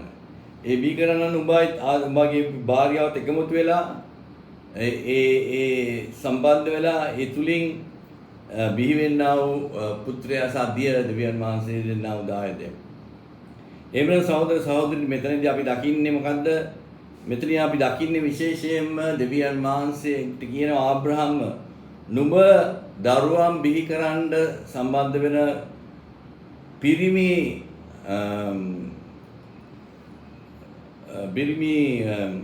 ඉන්ද්‍රිය දරුවන් බිහි කිරීමේට සම්බන්ධ ස්ත්‍රීන්ටත් පිරින්ටත් ඉන්ද්‍රියක් තියෙනවා. organ reproductive organ අපි ඒකට කියනවා ඉංග්‍රීසියෙන් reproductive organ කියලා. දරුවන් බිහි කිරීමේ ඉන්ද්‍රිය ස්ත්‍රියට සහ පුරුෂයට තියෙනවා. ඒ ඉන්ද්‍රිය පාවිච්චි කළා තමයි අපි එකමුතු වෙලා දෙවියන් වහන්සේගේ ප්‍රේමය තුලින් දරුවන් බිහි කිරීමේ ක්‍රියාවලියක සම්බන්ධ වෙන්නේ. ඒ නිසා එදා ආදම් සහ ඒවට දෙවියන් වහන්සේ කිව්වා නුඹ එකමුතු වෙලා උඹලාගේ ක්‍රියාවලිය ඉටු කරලා දරුවන් බිහි කරන්න. නමුත් ඒක කරන්න හැකියාවක් උන්නේ සර්පයා ඉස්සර ගහ වෙලා දෙවියන් වහන්සේගේ දිසනක විනාශ කළා දැම්මා. ඒ නිසා මේ අවස්ථාවේදී ආබ්‍රහම්ට දෙවියන් වහන්සේ කියනවා මේ චර්මච්ඡේදනය කියන්නේ ඊටාත්ම ආබ්‍රහම් අවුරුදු 99 කදී තමයි උට කිව්වේ ඔහුගේ පුරුෂ ඉන්ද්‍රිය දරුවන් බිහි කිරීමේ පුරුෂ ඉන්ද්‍රිය චර්ම ඒක ඊටාත්ම වේදනාකාරී දෙයක් සහෝදර සහෝදරියනි. අපේ පුරුෂ ඉන්ද්‍රිය අපි මේ වයසට ගිහිල්ලා තිනවනේ ඒ වගේ කරනකොට ඊටාත්ම ලොකු වේදනාවක් දරා ගන්න බැරි වේදනාවක් ඇති වෙන්න පුළුවන්. ආබ්‍රහම් අවුරුදු 99 දී මේක කරන මට මතකයි අපේ මගේ පුත්‍රයාත් ඉපදුනාම අපි ඔව්වත් චර්මච්ඡේදනය කරා. මොකද ඒක ඊටාත්ම සෞඛ්‍ය වාසි කේන්දරයකට කටයුත්තක්. ඒ නිසා දෙවියන් වහන්සේ මේ දේවල් නිකන් ඇති කළා නැහැ. මේකට යම්කිසි විද්‍යාත්මක පසුබිමක් තියෙනවා. ඒ නිසා දෙවියන් වහන්සේ ආබ්‍රහම්ට කියනවා නුඹගේ දරුවන් බිහි කිරීමේ ඉන්ද්‍රිය චර්මච්ඡේදනය කරන්න ඕන කියලා. ඒතර චර්මච්ඡේදනය කිරීමේ දෙවියන් වහන්සේ කියන මගේ ගිවිසුමේ නුඹේ මාංශගත වීමක් අවශ්‍යයි. මගේ මේ ගිවිසුම නුඹගේ ශරීරයේ මාංශගත වෙන්න ඕන. මගේ ගිවිසුම මගේ අනපනත් ඒ නිසා මගේ ගිවිසුම ඔබගේ ශරීරයේ මාංශගත වීමේ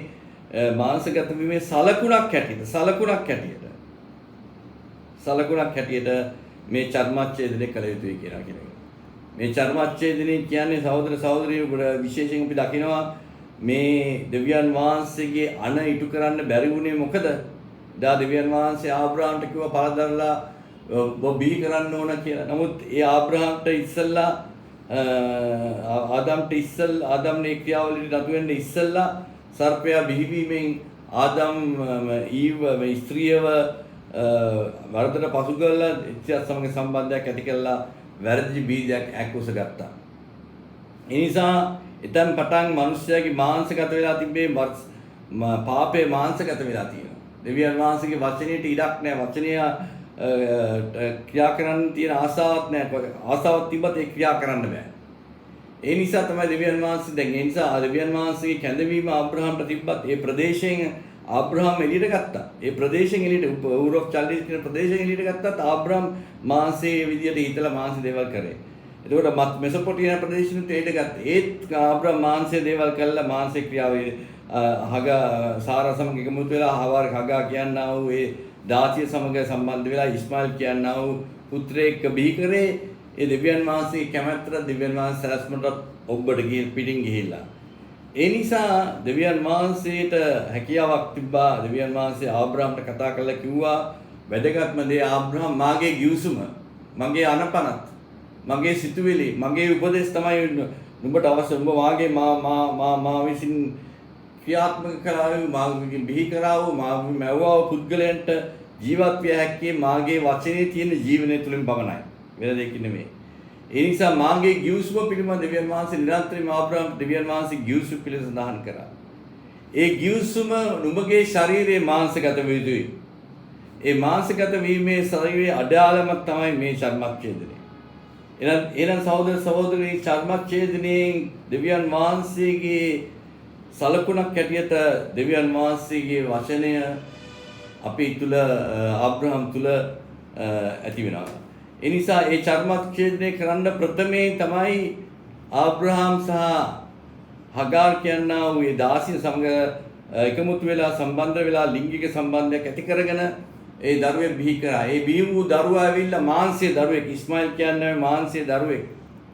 ආත්මීය දරුවෙක් නෙමෙයි. දෙවියන් වහන්සේ කැමැත්තේ දරුවක් නෙමෙයි. දෙවියන් වහන්සේ ආබ්‍රහම් සහ සාරා සහ හගර් කියනා තුන්දෙනාගේ කැමැත්තෙන් මාංශයෙන් බිහි වුණු දරුවෙක් තමයි ඉස්මායිල් කියනවා. නමුත් දෙවියන් වහන්සේ කැමැත්තක නෙමෙයි. ඒ නිසා තමයි දෙවියන් වහන්සේ පැහැදිලිව කියනවා අපි දක්නා විශේෂයෙන් සහෝදර සහෝදරනි අපි මූලික පාපයට සම්බන්ධ වූ ඉන්ද්‍රියෙන් ඇවිල්ලා අපේ මුඛය නෙමෙයි. මුඛයෙන් අපි අපේ ගෙඩියක් කෑවා නම් අපි මුඛය වහගන්න ඕන. එහෙම නැත්නම් මුඛය චර්මච්ඡේදනය කරන්න ඕන. දෙවියන් වහන්සේ කිව්වේ මුඛය නෙමෙයි චර්මච්ඡේදනය කරන්නේ. මිනිස්යා ස්ත්‍රීත් එක්ක සම්බන්ධ වෙන ස්ත්‍රී සමග සම්බන්ධ වෙලා දරුවන් බිහි කරන්නා වූ පුරුෂ ඉන්ද්‍රිය තමයි චර්මච්ඡේදනය කරන්නේ. ඒ නිසා තමයි ඒ ඉන්ද්‍රියෙන් තමයි අපේ පාපය ඇති වුනේ. ඒ ඉන්ද්‍රියේ බලපෑමෙන් තමයි පාපය ඇති වුනේ. ඒ නිසා තමයි ඒ ඉන්ද්‍රිය චර්මච්ඡේදනය කරන්න ඕන කියලා. ඒ නිසා සහෝදර සහෝදරිනී අද වෙනකොට ආත්මිකව අපි චර්මච්ඡේදනය වෙන්නේ අපේ හදවත. අපේ හදවත චර්මච්ඡේදනය වෙන්නේ දෙවියන් වහන්සේගේ ගිවිසුම අපේ හදවතට තමයි දාන්නේ. දෙවියන් වහන්සේ ගිවිසුම අපේ හදවත අපේ අපතුල අපේ මානසික දාලා අපේ හදවතේ චර්මච්ඡේදනයේ සලකුණ තියෙනවා. එතකොට මේ හදවතේ චර්මච්ඡේදයේ සලකුණ තියනවා නම් සහෝදර සහෝදරිනී දෙවියන් වහන්සේගේ ගිවිසුම අපේ ශරීරගත විය යුතුයි. ගිවිසුම ශරීරගත වුණාම සහෝදර සහෝදරිනී අපේ බලාපොරොත්තු අපේ ආසාව අපේ කැමැත්ත අපේ සැලැස්ම වෙන්නේ දෙවියන් වහන්සේ කැමැත්ත. දෙවියන් වහන්සේගේ සැලැස්ම දෙවියන් වහන්සේගේ බලාපොරොත්තු දෙවියන් වහන්සේගේ සිතුවිල්ල දෙවියන් වහන්සේගේ කැමැත්ත අපේ ශරීරගත වෙනවා. දෙවියන් වහන්සේගේ ගිවිසුම අපේ ශරීරගත වෙනවා කියන්නේ දෙවියන් වහන්සේගේ කැමැත්ත දෙවියන් වහන්සේගේ සැලැස්ම දෙවියන් වහන්සේගේ බලාපොරොත්තු දෙවියන් වහන්සේගේ අවශ්‍යතාවයන් අපේ ශරීරගත වෙනවා. දෙවියන් වහන්සේගේ ක්‍රියාවලිය දෙවියන් වහන්සේගේ උපදේශ මත දෙවියන් වහන්සේගේ මඟ පෙන්වීම මත දෙවියන් වහන්සේගේ අනපනත් අනුව ක්‍රියාත්මක කරන පුද්ගලයෙක් බවට පත් වෙනවා. ඒ නිසා සහෝදර සහෝදරියන් අපි දකිනවා ආබ්‍රහම් මෙතෙක් කරපු දුර්වලකම් වලින් ඈත් වෙලා දෙවියන් වහන්සේගේ ගිවිසුම ආබ්‍රහම්ගේ ශරීරගත වුණාම ආබ්‍රහම් සම්පූර්ණයෙන් වෙනස් පුද්ගලෙක්. නම විතරක් නෙමෙයි ආබ්‍රහම්ගේ වෙනස් වුණේ. ආබ්‍රහම් දෙවියන් වහන්සේගේ වචනේ තුල වචනයට අනුව ක්‍රියාත්මක කරන්න පටන් ගත්තා. දෙවියන් වහන්සේ මොකක්ද ආබ්‍රහම්ට කියන්නේ? ඒ දේ ඉටු කරා. ඊසාක් වුණත් පූජා කරන්න තරම් ආබ්‍රහම් සැදී පැහැදී සිටියේ. මොකද දෙවියන් වහන්සේගේ ගිවිසුම ආබ්‍රහම් තුල ශරීරගත වෙලා තිබ්බා. එහෙම සහෝදර සහෝදරිනී මෙතන අපි නැවත වාරයක් කියවමු උප්පත්ති පොතේ 17 වෙනි පරිච්ඡේදයේ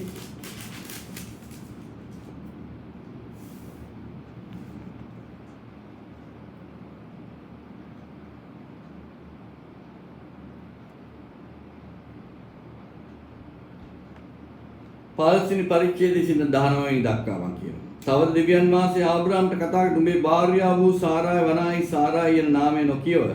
ඇගේ නාමය සාරා වන්නේය. මම ඇයට ආශිර්වාද කරන්නෙමි. තවද ඇගෙන් නුඹට පුත්‍රයෙකු දෙන්නෙමිය. එසේම මම ඇයට ආශිර්වාද කරන්නෙමි. ඇය ජාතීන්ගේ මවක් වන්නේය.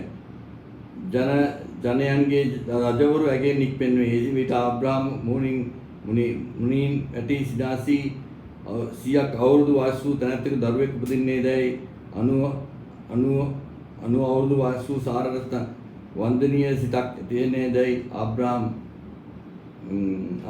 අහෝ ඉස්මායිල් ඔබ වහන්සේ ඉදිරියේ ජීවත් වේ දෙවියන් වහන්සේ කීසේක. දෙවියන් වහන්සේද සබවින්න නුඹේ භාර්යාව වූ සාරා නුඹට පුත්‍රයෙකු වදන්නීය. නුඹ රුට ඊසාක් කියන නාමය සබාපන්නේ නුඹ ඔහුගේ පසු උඹේ වංශයේ සදාකාලික ගිවිසුමක් කොට මා ගිවිසුම සමග පිහිටුවන්නෙමිය.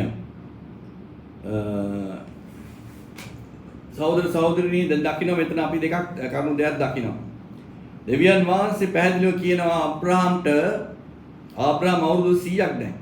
ආබ්‍රහම්ට අවුරුදු 100ක්. සාරාට අවුරුදු 90ක් වෙනවා. එතකොට මේ අවස්ථාවේදී දෙවියන් වහන්සේ ආබ්‍රහම්ට කියනවා දෙවියන් වහන්සේ මේ වෙන විට ආබ්‍රහම් දෙවියන් වහන්සේගේ කැමැත්තට ඔබට ගිහිල්ලා දෙවියන් වහන්සේගේ කැමැත්ත දෙවියන් වහන්සේගේ සැලැස්ම දෙවියන් වහන්සේගේ බලාපොරොත්තු දෙවියන් වහන්සේගේ අවශ්‍යතාවය මාංශයෙන් ඉටු කරන්න ආබ්‍රහම් කටයුතු කරා. පළමුව ඔහු කටයුතු කරේ එලියේස කියනා ඔහුගේ සේවකයාට ඔහුගේ කටයුතු බාර දීමෙන්. ඒක දෙවියන් වහන්සේ කිව්ව නෑ ඒක ඒක මගේ කැමැත්ත නෙමෙයි කියලා. ඒක කරන එක අයින් කරා. ඊට පස්සේ ඔහුගේ වාර්යාවගේ හනට අහුම්කම් දීලා ඔහු කිව්වා මට නම් දැන් දරුවෝ ලැබෙන්න බෑ. නුඹ ගිහිල්ලා මගේ මේ දාසිය ඉන්නව හගාර එක්ක සම්බන්ධ වෙලා උඹගේ ඒ ලිංගික සම්බන්ධය තුලින් දරුවෙක් බිහි කරන්නේ කියලා. ඒක දෙවියන් වහන්සේ කැමැත්ත නෙවෙයි. ඒක දෙවියන් වහන්සේ ගිවිසුමට අනුව නෙවෙයි.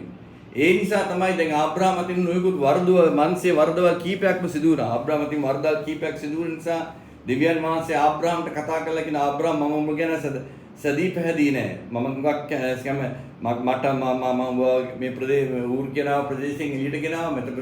මෙසොපොටේමියා ප්‍රදේශයෙන් එළියට ගෙනාවා. නමුත් මම උඹගේ ක්‍රියා පිළිබඳ කටයුතු පිළිබඳ මම කිසිම සෑහීමකටපත් වෙන්න බෑ කියලා. ඒ නිසා ආබ්‍රහම්ට උපදෙස් දීලා අනකරා මම උඹට කියන සම්පූර්ණ වෑංගය. මා ඉදිරියේ සම්පූර්ණ වෑංග කියලා ඊට පස්සේ දෙවියන් වහන්සේ කතා කරලා කියනවා මම නුඹේ නම වෙනස් කරන ඔබ ආබ්‍රහම් නෙමෙයි ඔබ ආබ්‍රහම්. ඊට පස්සේ පමණක් නෙමෙයි නුඹට උඩ කියනවා මෙන්න මේ ගිවිසුම මගේ ගිවිසුම තමයි වැදගත්ම. ගිවිසුම දෙවියන් වහන්සේගේ ගිවිසුම තුල තමයි දෙවියන් වහන්සේගේ සිතුවිලි තියෙන්නේ, දෙවියන් වහන්සේගේ අදහස් තියෙන්නේ, දෙවියන් වහන්සේගේ කැමැත්ත තියෙන්නේ, දෙවියන් වහන්සේගේ බලාපොරොත්තු තියෙන්නේ. ඒ නිසා දෙවියන් වහන්සේගේ ගිවිසුම, දෙවියන් වහන්සේගේ වාක්‍ය, දෙවියන් වහන්සේගේ වචනය, දෙවියන් වහන්සේගේ සිතුවිලි ඔබ තුල අන්තර්ගත විය යුතුයි කියලා ආබ්‍රහම්ට කියනවා. ආබ්‍රහම්ට කියනවා ආබ්‍රහම් මගේ ගිවිසුම ඔබේ තුල ශරීරගත විය යුතුයි. ඒ ශරීරගත විය යුතු ක්‍රියාවලියක් දෙවියන් වහන්සේ ආබ්‍රහම්ට දෙනවා. ඒ තමයි පුරුෂ ඉන්ද්‍රිය. දරුවන් බිහි කරන්නා වූ පුරුෂ ඉන්ද්‍රිය චර්මච්ඡේදනය කිරීම. එහෙමනම් සහෝදර සහෝදරි මේකෙන් අපිට පැහැදිලි වී අපි මූලික පාපයට ආදම් සහ ඊවට මූලික පාපයට සම්බන්ධ වූ ඉන්ද්‍රිය මොකද්ද? පුරුෂ ඉන්ද්‍රිය සහ ස්ත්‍රී ඉන්ද්‍රිය. ඒ නිසා තමයි එදා ස්ත්‍රියගේ දරුවන් බිහි කිරීමේ ඉන්ද්‍රියට දෙවියන් වහන්සේ ශාප කළා කිව්වේ නුඹ දරුවන් ලබන්නේ ඊටාත්ම වේදනාකාරී ලෙස. ඒ වගේම නුඹ දරුවන් කොයි අවස්ථාවේ ලැබෙනවද කියන පණ දේ ඔබ දන්නේ නැහැ.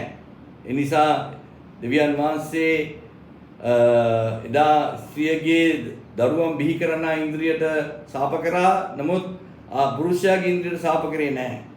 ඒ නිසා මේ අවස්ථාවේදී දෙවියන් වහන්සේගේ ගිවිසුම් ගත වෙනකොට පුරුෂයාට කියනවා නුඹගේ පුරුෂ ඉන්ද්‍රිය චර්මච්ඡේදනය කරන්න ඕන.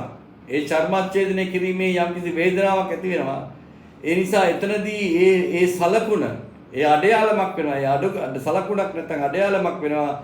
දෙවියන් වහන්සේගේ ගිවිසුම, දෙවියන් වහන්සේගේ කැමැත්ත, දෙවියන් වහන්සේගේ සිතුවිල්ල, දෙවියන් වහන්සේගේ බලාපොරොත්තුව, දෙවියන් වහන්සේගේ අවශ්‍යතාවය මගේ ශරීරගත වෙනවා. අන්න ඒ දේ තමයි ආබ්‍රහම් තුල සිදු වුණේ. ඒ සිදු වුණාන් පස්සේ තමයි දෙවියන් වහන්සේ ආබ්‍රහම්ට කතා කරලා කියනවා දැන් උඹගේ භාර්යාවගේ නමත් මම වෙනස් කරනවා. වෙනස් කරන පමණක් නෙමෙයි ඒ නියම කාලයේදී නුඹගේ භාර්යාව දරුවෙක් බිහි කරන්නේ. එතකොට ආබ්‍රහම්ට ඉනායන කොහොමද අවුරුදු 90ක පුද්ගලෙක් මම 100ක් මගේ භාර්යාව 90යි. නමුත් දෙවියන් වහන්සේ කියන දෙවියන් වහන්සේ කළ දෙයක් නැහැ. මොකද දැන් මේ වෙන විට නුඹගේ මාගේ ගිවිසුම නුඹේ ශරීරගත වෙලා තියෙනවා. මාගේ ගිවිසුම චර්මච්ඡේදනයේ තුලින් ශරීරගත වෙලා තියෙනවා.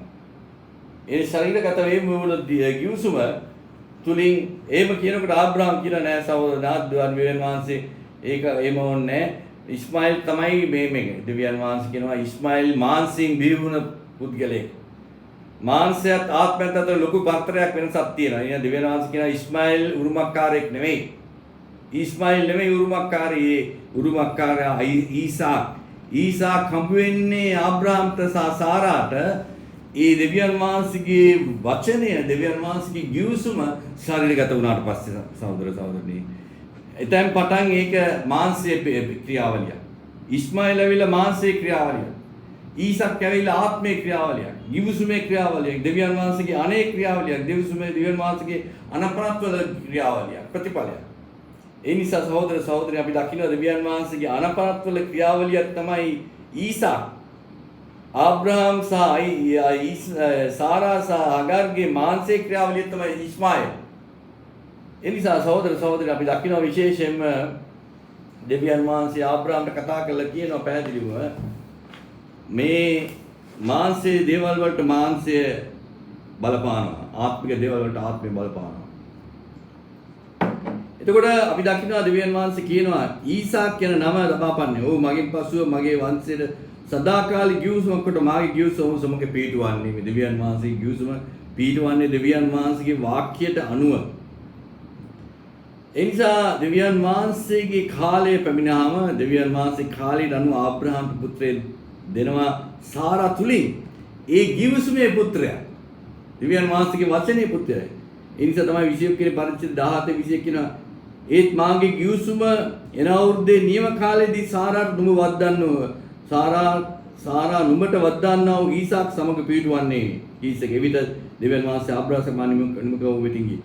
කියනවා මාගේ ගිවිසුම එන අවුරුද්දේ නියම කාලයේදී දෙවියන් වහන්සේට කාලයක් තියෙනවා.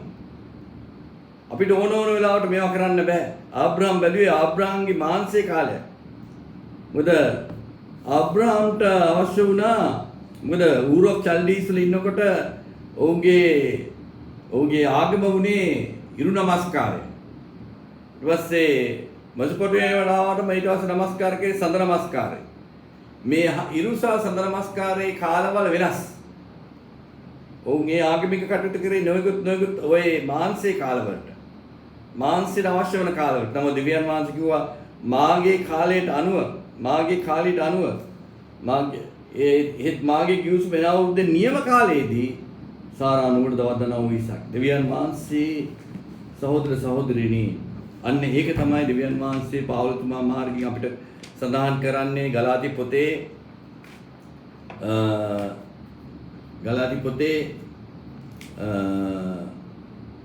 4 වෙනි පරිච්ඡේදයේ 28 ඉඳන්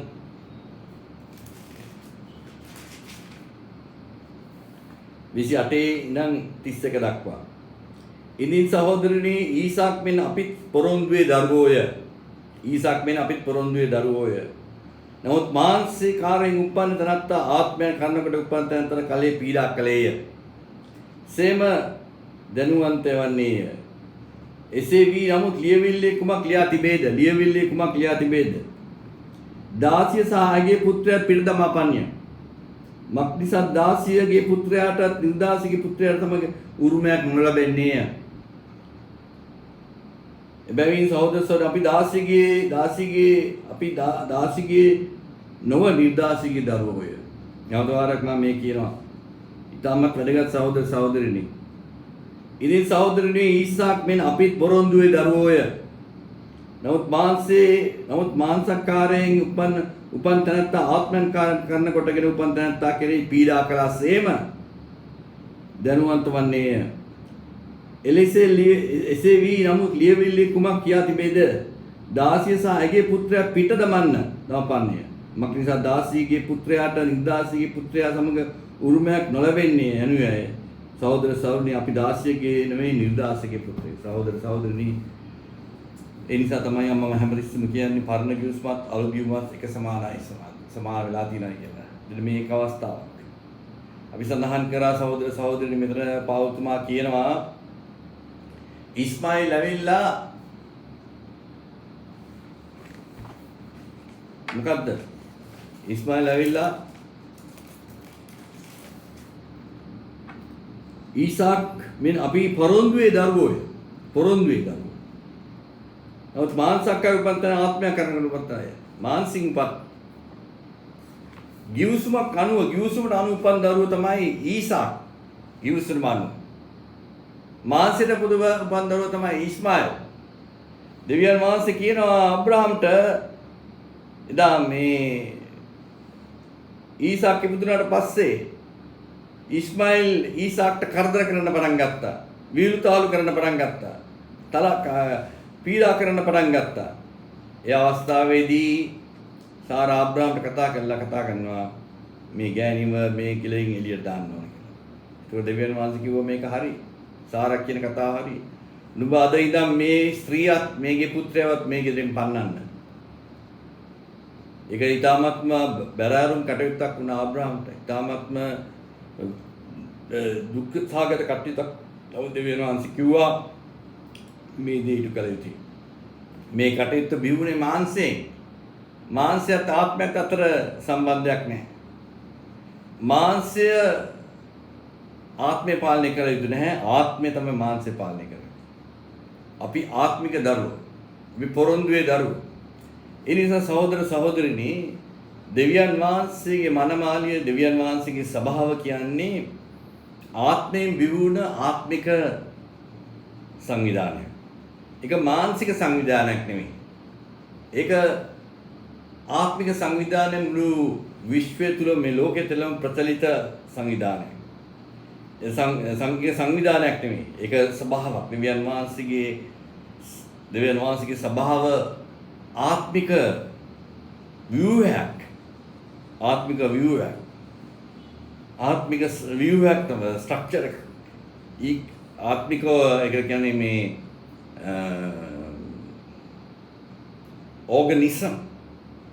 ඕගනිසම් එකක්. ඕගනයිසේෂන් එකක්. ඒ නිසා සහෝදර සහෝදරිය දෙවියන් වහන්සේ මේකෙන් අපිට මොකද්ද කියන්නේ පැහැදිලි කරන්න. දෙවියන් වහන්සේගේ වචනය දෙවියන් වහන්සේගේ අනපනත් දෙවියන් වහන්සේගේ ගිවිසුම් අපේ ශරීරගත වේ යුතුයි. දෙවියන් වහන්සේගේ ගිවිසුම කොහොමද අපේ ශරීරගත වෙන්නේ? ඒ ශරීරගත වෙන්න තමයි දෙවියන් වහන්සේ අපිට සැලසුමක් ඉටු කරලා තියෙන්නේ. යේසුස් වහන්සේ මේ ලෝකයේ සිටින විට ඕට දුන්නා වූ නම තමයි අවුරුදු 3 කාලේ ඉමෑනුවෙල් කියන්නේ දෙවියන් වහන්සේ අපිත් සමග සිටිනවා. යේසුස් වහන්සේ ප්‍රථමයෙන් දෙවියන් වහන්සේ හිටියේ මනුෂ්‍යයට ඉහළින්. God above. දෙවියන් වහන්සේ මනුෂ්‍යයට දෙවියන් වහන්සේ ළඟ වෙන්නත් බෑ. මනුෂ්‍යගේ පාප ඉෂ්ට නිසා දෙවියන් වහන්සේ නේ ගන්තෙන්න මනුෂ්‍යයට ඉහළින් හිටියේ. දෙවියන් වහන්සේගේ සිතුම් පැතුම් දෙවියන් වහන්සේගේ දේවල් ඔක්කොම ඉහළින් තිබ්බා. මනුෂ්‍යයට ළඟ වෙන්නවත් බෑ. දෙවියන් God above දෙවියන් වහන්සේ ඉහළින්. යේසුස් වහන්සේ මේ ලෝකේ ප්‍රකාශ වුණාම ශරීරගත වුණාම දෙවියන් වහන්සේ මාංශයෙන් වාක්‍යයන් මාංශගත වෙලා මාක්‍ය අපි ඉදිරියට ආවහම ඉමෑනුවෙල් God with us. ඒතෙන් පටන් ක්‍රිස්තුස් වහන්සේ දෙවියන් වහන්සේගේ සැලසුම ඉටු කරලා ඒ දේශාව දෙවියන් වහන්සේගේ වාක්‍ය අපිට ප්‍රකාශ කළා. කුරුසේ මැරිලා ඒ ලේ පූජාව ලේ පූජාව ඉටු කරලා ඒ පූජාව සම්පූර්ණ කළා.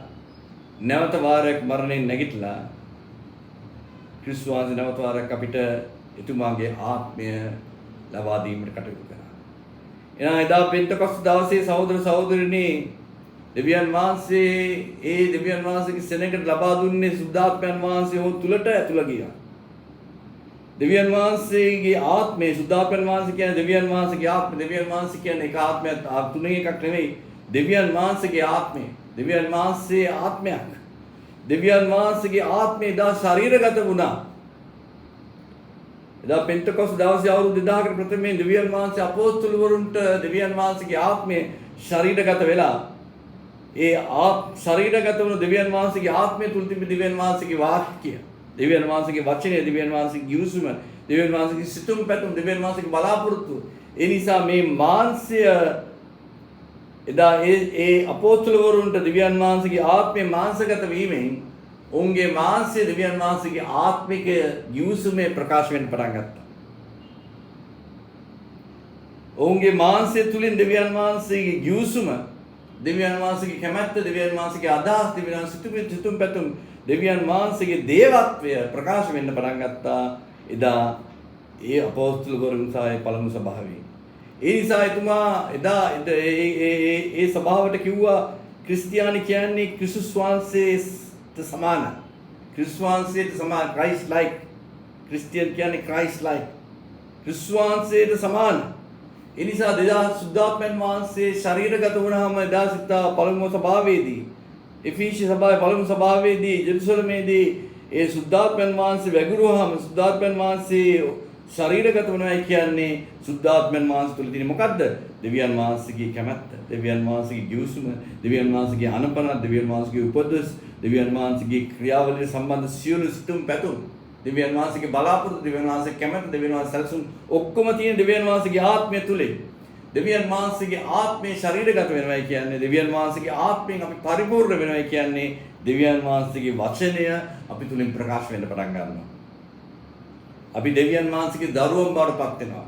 අපි දෙවියන් වහන්සේගේ පොරොන්දුවේ දරුවන් බවට පත් වෙනවා. දෙවියන් වහන්සේගේ මාංශීය දරුවන් නෙමෙයි, පොරොන්දුවේ දරුවන්. ඒ නිසා කියනවා ඊසාක් වගේ අපි දෙවියන් වහන්සේගේ පොරොන්දුවේ දරුවන්. පොරොන්දුවේ දරුවෝ. මාංශීය දරුවෝ නෙමෙයි. ඒ නිසා සහෝදර සහෝදරිනි, අද මේ ලෝකේ තියෙනා ওই නිකායේ ක්‍රිස්තියානි සභාවන් ඔක්කොම මාංශයෙන් බිහි වුණු සභාවන්. දෙවියන් වහන්සේ නිර්මාණය කරපු දේවල් නෙමෙයි. මිනිස්යාගේ කැමැත්ත අර අද ये आब्राहम सारा එකමුතු වෙලා සායි හාගාර එක්ක එකමුතු වෙලා නිෂ්පාදනය කරපු නිර්මාණය කරපු ඉස්මායිල් කියනා වගේ දෙයක් තමයි අද ආගමික සංවිධාන. ඒ ඉස්මායිල් සම්බන්ධ වුණු අර ආගමික සංගঠন ගොඩක් තියෙනවා. ඉස්ලාමික ඉස්ලාම් ආගම, ඒ වගේම ඒ ඉස්මායිල්ගේ පැවැත්වෙනා ඉස්මායිල්ගේ ආගම ඇති වුණා තියෙන්නේ මේ ආබ්‍රහම් කරපු මේ වැරදි කටයුතු නිසා. ආබ්‍රහම් සාරාගේ කැමැත්තට ගිහිල්ලා හගත් එක්ක සම්බන්ධ වෙලා උනෙන් ඉස්මායිල් කියන පුද්ගලෙක් මේ ලෝකෙට බිහි වුණා. ඒ උතුලින් අලුත් ආගමක් නිර්මාණය වුණා, ඉස්ලාම් කියන ආගම. ඒක දෙවියන් වහන්සේ කැමැත්තක් නෙමෙයි. ඒ නිසා සහෝදර සහෝදරිනි, අපි දකින විශේෂයෙන් ඊශ්‍රායල් ජාතියට නිරන්තරයෙන්ම ප්‍රශ්න ඇති කරන්නේ මේ ඉස්ලාමික රටවල් වලින් ඒ තිබෙනා වූ එදා තිබ්බා වූ වෛර ක්‍රියාව නිසා අදත් ඒ විදිහටම සිදු වෙගෙන යන්නේ. ඒ නිසා සහෝදර සහෝදරිනි, පැහැදිලිව කියන අපි ඇවිල්ලා දාසියගේ වහල් පුද්ගලයෝ නෙමෙයි. අපි නිර්දාසියගේ, ඒ කියන්නේ අපි නිදහස්ව උපදුන පොරොන්දුවෙන් ඉපදුන ගිවිස්මෙන් ඉපදුන දෙවියන් වහන්සේගේ ආත්මයෙන් ඉපදුන ආත්මික දරු කැලක් තමයි. ආත්මික තැනක්, ආත්මික ස්වභාවයක්. ඒ නිසා සහෝදර සහෝදරිනි, මේ ලෝකයේ තිබෙනා වූ නායකුත් ඔක්කොම සියලුම නිකායක ආගමික ක්‍රිස්තියානි සභාවල් නිර්මාණය වෙලා තියෙන මිනිස්යාගේ අවශ්‍යතාවයකට, මිනිස්යාගේ සිතුම් පැතුම් අනුව. නමුත් දෙවියන් වහන්සේගේ ස්වභාවය එකයි. ඒක කොටස් වෙලා නැහැ. මේ කොටසට අර කොටස අද දකින්නවලු නොයෙකුත් ආගමික කොටස් තියෙනවා. රෝමානු කතෝලික ආගම තියෙනවා, ඇන්ග්ලිකානු ආගම තියෙනවා, මෙතොඩිස්ට් ආගම තියෙනවා, ඒ වගේම පෙන්තකොස්ත, ඉවැන්ජලික ඒ වගේ නිකායන් කොච්චර තියෙනවා. නමුත් කිසි දෙයක් මේ දෙවියන් වහන්සේ නිර්මාණය කළා නැහැ. යේසුස් වහන්සේ නිර්මාණය කළත් නැහැ. යේසුස් වහන්සේ ආගමක් නිර්මාණය කරන්න මේ ලෝකෙට ආවේ නැහැ. මේ හැම දෙයක්ම මිනිස්යා විසින් නිර්මාණය කරා තියෙන. ඒ කියන්නේ අද එදා ආබ්‍රහම් ඌර් ඔෆ් චල්ඩීස් කියන ප්‍රදේශයේ ඉඳලා ඉන්නකොට ඌට තිබ්බේ ඌගේ නමස්කාරයට බැඳී සිටියේ ඉර නමස්කාරය සහ ඊට පස්සේ මෙසොපොතේමියාවේ සඳ නමස්කාරයට. ඒ අනුව ඌ ක්‍රියා කළා තමයි කානන් දේශයේ දෙවියන් වහන්සේගේ ප්‍රෝන් දේශයට ගියාත් ඌගේ ක්‍රියාවලිය වුණා මානසික ක්‍රියා. ඒ නිසා තමයි දෙවියන් වහන්සේ ඌට සම්පූර්ණයෙන් කතා කළා, ආබ්‍රහම් මම නුඹ ගැන සෑහීමකටපත් වෙන්නේ නැහැ. ඒ නිසා නුඹ සම්පූර්ණ වෙන්න ඕන. ඒ නිසා මගේ ගිවිසුම නුඹගේ ශරීරගත විය යුතුයි. ඒ ශරීරගත වීමට නම් ඒ ශරීර සලකුණක් හැටියට චර්මච්ඡේදනය, කියන්නේ චර්මච්ඡේදන පුරුෂයාගේ දරුවන් බිහි කිරීමේ ඉන්ද්‍රිය චර්මච්ඡේදනය කිරීම තුලින් අපිට කනෙක්ෂන් එකක් අපිට සම්බන්ධයක් ඇති වෙන අපේ මූලික පාපයට මොකද්ද වුනේ කියන මූලික පාපයට සම්බන්ධ වුනේ සහෝදර සහෝදරනි අපේ මුඛය නෙමෙයි මනුෂ්‍ය දරුවන් බිහි කිරීමේ පුරුෂ ඉන්ද්‍රිය තමයි මූලික පාපයට සම්බන්ධ වුනේ. ඉතින් ඒකේ හොඳම සාක්ෂියක් තමයි ආබ්‍රහම්ට දෙවියන් වහන්සේ ඒ පුරුෂ ඉන්ද්‍රිය චර්මච්ඡේදනය කරන්න කියන එක අනපනත ඒක හොඳම සලකුණක් තමයි හොඳම දෙයක් තමයි ඒක. ඒ නිසා සහෝදර සහෝදරිනි දෙවියන් වහන්සේගේ නියමාකාර දරුවන්ට දෙවියන් වහන්සේගේ සත්‍ය දරුවන්ට නිරන්තරයෙන්ම ඔවුන්ගේ ජීවිතයට ඔවුන්ගේ මානසික ජීවිතයට දෙවියන් වහන්සේගේ ගිවිසුම ශරීරගත වේ යුතුයි. ශරීරගත වේ යුතු පමණක් නෙමෙයි ඒ ශරීරගත වීමේ සලකුණක් අඩයාලමක් තියෙන්න ඕන. අපි ශාරීරිකව චර්මච්ඡේදනය නොවුනත් පාවුතුමා කිව්වා වගේම අපේ හදවත් චර්මච්ඡේදනය වේ යුතුයි. ඒ හදවත් චර්මච්ඡේදනය වේය කියන්නේ අපේ ආශාව, අපේ ආදරය, අපේ කැමැත්ත තියෙන ඕන දෙවියන් වහන්සේට අපේ මුළු සිතින්, මුළු ගතින්, මුළු හදවතින්ම ප්‍රේම කරලා ඔහු තුල ගමන් කිරීමයි. ඒ නිසා අපේ හදවත් චර්මච්ඡේදනය වෙන ක්‍රියාවලිය තමයි සුද්ධාත්මයන් වහන්සේ අපි මාංශගත වුණාට පස්සේ අපි දෙවියන් වහන්සේගේ වචනය අපි තුලින් නික්ම වෙනවා, අපේ ප්‍රකාශ වෙනවා. දෙවියන් වහන්සේගේ වචනය අපි තුලින් ප්‍රකාශ වෙන හැම අවස්ථාවකදීම සහෝදර සහෝදරිනි අපි දෙවියන් වහන්සේගේ දරුවෙක් බවට අපි ප්‍රකාශ කරනවා. අපි කියනවා අපි පොරොන්දුවේ දරුවෙක්. අපි නිර්දාසියන්ගේ දරුව. අපි දාසියගේ දරුවක් නෙමෙයි. ඒ නිසා සහෝදර සහෝදරිනි දෙවියන් වහන්සේ ආබ්‍රහම්ට කිව්වා මේ දාසියව පිටමං කරන්න. මේ දාසියගේ දරුවත් පිටමං කරන්න. දෙවියන් වහන්සේ ඒ පොරොන්දුවේ දරුවත් අතර කිසිම සම්බන්ධයක් නැහැ. ඒ නිසා සහෝදර සහෝදරිනි අද මේ වෙලාවට දෙවියන් වහන්සේගේ සෙනගක් හැටියට දෙවියන් වහන්සේගේ වචනය, දෙවියන් වහන්සේගේ ගිවිසුම, දෙවියන් වහන්සේගේ අනපන, දෙවියන් වහන්සේගේ උපදේශ අපේ ශරීරවල ශරීරගත විය යුතුයි. ඒ නිසා තමයි දෙවියන් වහන්සේ අපිට සුද්ධාත්මයන් වහන්සේ දීලා තියෙන්නේ. සහෝදර සහෝදරිනි ක්‍රිස්තුස් වහන්සේ මරණයෙන් නැගිටලා ක්‍රිස්තුස් වහන්සේ ඒ ලේ පූජාව ඉටු කරලා මරණයෙන් නැගිටලා ක්‍රිස්තුස් වහන්සේ කිව්වේ මොකද්ද? ස්වර්ගයේද භූමියේද බලය මට දීලා තියෙනවා. කාටද දීලා තියෙන්නේ? ඒ බලය කාටද දීලා තියෙන්නේ? යේසුස් වහන්සේට. යේසුස් වහන්සේ කිය දෙවියන් වහන්සේ තමයි බලය දුන්නේ. යේසුස් වහන්සේ කුරුසෙන් මැරුණාට පස්සේ නැවත නැගිටිනාට පස්සේ මැරිලා දෙවියන් වහන්සේ කිව්ව දෙවියන් වහන්සේ මේ බලය මොන කොයි බලයද? ස්වර්ගයේද පෘථිවියේ බලය. කාටද මේ බලය තියෙන්නේ? යේසුස් වහන්සේට. යේසුස් වහන්සේගේ බලය තියෙනවා නම් ඒ බලය ප්‍රකාශ වෙන ප්‍රධානම දේ මොකද්ද? යේසුස් වහන්සේගේ නාමය. ඒ නිසා තමයි යේසුස් වහන්සේ කිව්වේ ගිහිල්ලා නුඹලා සියලු දෙනා කාටද මේ උපදේශ මාලාව දෙන්නේ? මේ උපදේශ මාලාව දෙන්නේ ගෝලයන්ට, ප්‍රේතුස් ප්‍රමුඛ ගෝලයන්ට දෙන්නේ. ගෝලයන්ට දීලා කියනවා නුඹලා ගිහිල්ලා පියාණන්ගේද, පුත්‍රයාණන්ගේද සුද්ධාත්මයන් වහන්සේගේ නාමයෙන් බෞද්ධ කරන්න. ඔවුන්ට දෙවියන් වහන්සේගේ වචනය දෙන්න. එතකොට සහෝදර සහෝදරනි මේ නිකායන් වල මොනවද කරන්නේ? ඒ කියාපු දේ ඒ විදිහටම රිපීට් කරනවා. ඒ විදිහටම කියාගෙන යනවා. බෞද්ධ කරන්නේ නම් තුනක් නමෙන් නෙවෙයි. ඒ පියා කියන වචනිනුත් පුත්‍රයා කියන වචනිනුත් සුද්ධාත්මයන් වහන්සේ වචනයක්. ඒක නමක් නෙවෙයි. යේසුස් වහන්සේ කියනවා පැහැදිලිව මම පියාණන්ගේ නමෙන් ආවේ කියලා. I came on my father's name. මම ආවේ මේ ලෝකෙට පියාණන්ගේ නමෙන්. මොකද්ද පියාණන්ගේ නම? ඒ නම තමයි ගාබ්‍රියෙල් කියන දේවදූතයා මාරියාට දුන්නේ. යේෂුවා. දෙවියන් වහන්සේ වූ ගැලවුම් කරු. මේ නාමයෙන් මේ පුත්‍රයාට දෙන්නේ. ඒ වගේම යේසුස් වහන්සේ කියනවා දෙවියන් වහන්සේ සුද්ධාත්මයන් වහන්සේ සැනසිලිකාරයන් වහන්සේ මාගේ නාමයෙන් එවෙනවා. එක නමයි තියෙන්නේ. ඒක බලය තියෙන යේසුස් වහන්සේට. ඉන්සා බයිබලයේ කියනවා අපි වචනයෙන් සහ ක්‍රියාවෙන් යම් දෙයක් කරනෝනේ ඒ හැම දෙයක්ම දෙවියන් යේසුස් වහන්සේගේ නාමයෙන් කළ යුතුයි කියලා. අපේ ගැලවීමට අදාළ නම් එකම නම යේසුස් වහන්සේගේ නම. දෙවියන් වහන්සේගේ ලේ තුල තියෙන යේසුස් වහන්සේගේ ලේ දැන් තියෙන යේසුස් වහන්සේගේ නමෙන්. ඒ නිසා තමයි ප්‍රේතුස් තුනා එදා කිව්වේ මිනිස්සු අපි මොකද්ද කළ යුතුයි? නුඹලා පසුතැවිලි වෙයි යේසුස් ක්‍රිස්තුස් වහන්සේගේ නාමයෙන් බෞද්ධ ඒ ඉලිදරව ලබා ගත්තා අපොස්තුලවරු. ඒ ඔවුන් තමයි යේසුස් වහන්සේගෙන් ලබා ගත්තේ. එහෙනම් සහෝදර සහෝදරනි, ඒ තුලින් තමයි අපිට හැකියාව ලැබෙන්නේ අපේ පාපිෂ්ඨත්වයට. අපේ මේ පාපිෂ්ඨත්වයට මරණයට මුහුණ දීලා අපිට හැකියාවක් ලැබෙන්නේ උපාදනයක් වෙන්න, නැවත උපාදනයක්. නැවත උපාදනයේ මුණ පමණින්ම අපිට ගැලවීමක්, මුදවා ගැනීමක් ලැබෙන්නේ නැහැ. ඒ උපාදනය වීම සම්පූර්ණ වීම සුද්ධාත්මයන් වහන්සේ අන්තර්ගත වෙන්න ඕන. අපි තුල ශරීරගත වෙන්න ඕන. සුද්ධාත්මයන් වහන්සේ ශරීරගත වෙනවා කියන්නේ සහෝදර සහෝදරනි, දෙවියන් වහන්සේගේ ගිවිසුම අපි තුල ශරීරගත වෙනවා. දෙවියන් වහන්සේගේ පොරොන්දු අපි තුල ශරීරගත වෙනවා. දෙවියන් වහන්සේගේ අනපනත් අපි තුල ශරීරගත වෙනවා. දෙවියන් වහන්සේගේ උපදෙස් අපේ ශරීරගත වෙනවා. දෙවියන් වහන්සේගේ සුතුවිලි අපේ ශරීරගත වෙනවා. එහෙමනම් ඒ ශරීරගත වුණාම අපි පොරොන්දුවේ පුත්‍රයෝ බවට පත් වෙනවා. වහල්භාවයේ පුත්‍රයෝ වෙමු. ඒ නිසා සහෝදර සහෝදරිය, දෙවියන් වහන්සේගේ ස්වභාව කියන්නේ නිර්මල, නිදහස්. දෙවියන් වහන්සේ යේසුස් වහන්සේගේ ලේ තුලින් බිහි වූ නිර්මල ආත්මික ස්වභාවයක්.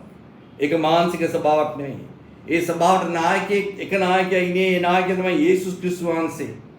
ඒ ස්වභාව ගොඩනගන්නේ යේසුස් ක්‍රිස්තුස් වහන්සේ. මේ ලෝකේ නායකයෙක් නෙවෙයි. මේ ලෝකේ සංවිධානයක් නෙවෙයි දෙවියන් වහන්සේගේ ස්වභාව කියන්නේ. යේසුස් වහන්සේ කියව පැහැදිලිව මාගේ ස්වභාව මේ ලෝකේ සංවිධානයක් නෙවෙයි. ලෝකෙට අනුබද්ධ සංවිධානයක් නෙවෙයි. ලෝකයේ අනුග්‍රහයෙන් ජීවත් වෙන සම්බන්ධයක්. ඒක දෙවියන් වහන්සේගේ රාජධානිය කරන. ඒ නිසා සහෝදර සහෝදරනි, එදා ආබ්‍රහම් චර්මච්ඡේදනය තුලින් පුරුෂ ඉන්ද්‍රිය, දරුවන් බිහි කිරීම, පුරුෂ ඉන්ද්‍රිය චන්ද්‍රාන්තරේ කිරීම තුලින් ආබ්‍රහම් දෙවියන් වහන්සේ ජීවසු මාංශගත කරා නම් අද අපිට ඒ අවස්ථාව තියෙනවා. ඒ අවස්ථාව කොහොමද තියෙන්නේ සහෝදර සහෝදරනි?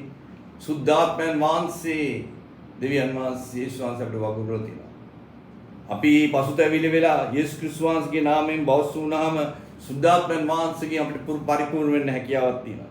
සුද්ධාත්මයන් වහන්සේගේ පරිපූර්ණ වෙනවා කියන්නේ දෙවියන් වහන්සේගේ වචනය, දෙවියන් වහන්සේගේ ගිවිසුම, දෙවියන් වහන්සේගේ සැලසුම, දෙවියන් වහන්සේගේ සිතුවිලි, දෙවියන් වහන්සේගේ බලාපොරොත්තු කැමැත්ත ශරීරගත වෙනවා. ඒ ශරීරගත වීමෙන් මොකද වෙන්නේ? සහෝදර සහෝදරියන්, අපේ හදවත චර්මච්ඡේදනය වෙනවා. හදවත චර්මච්ඡේදනය වුණා අපේ හදවත සහ සිත එකමුතු වෙලා අපි මුකුත් කරන්නේ දෙවියන් වහන්සේගේ කැමැත්ත තමයි කරන්නේ. අපේ මාංශයෙන් ප්‍රකාශ වෙන දෙවියන් වහන්සේගේ දේවල්, දෙවියන් වහන්සේගේ කැමැත්ත.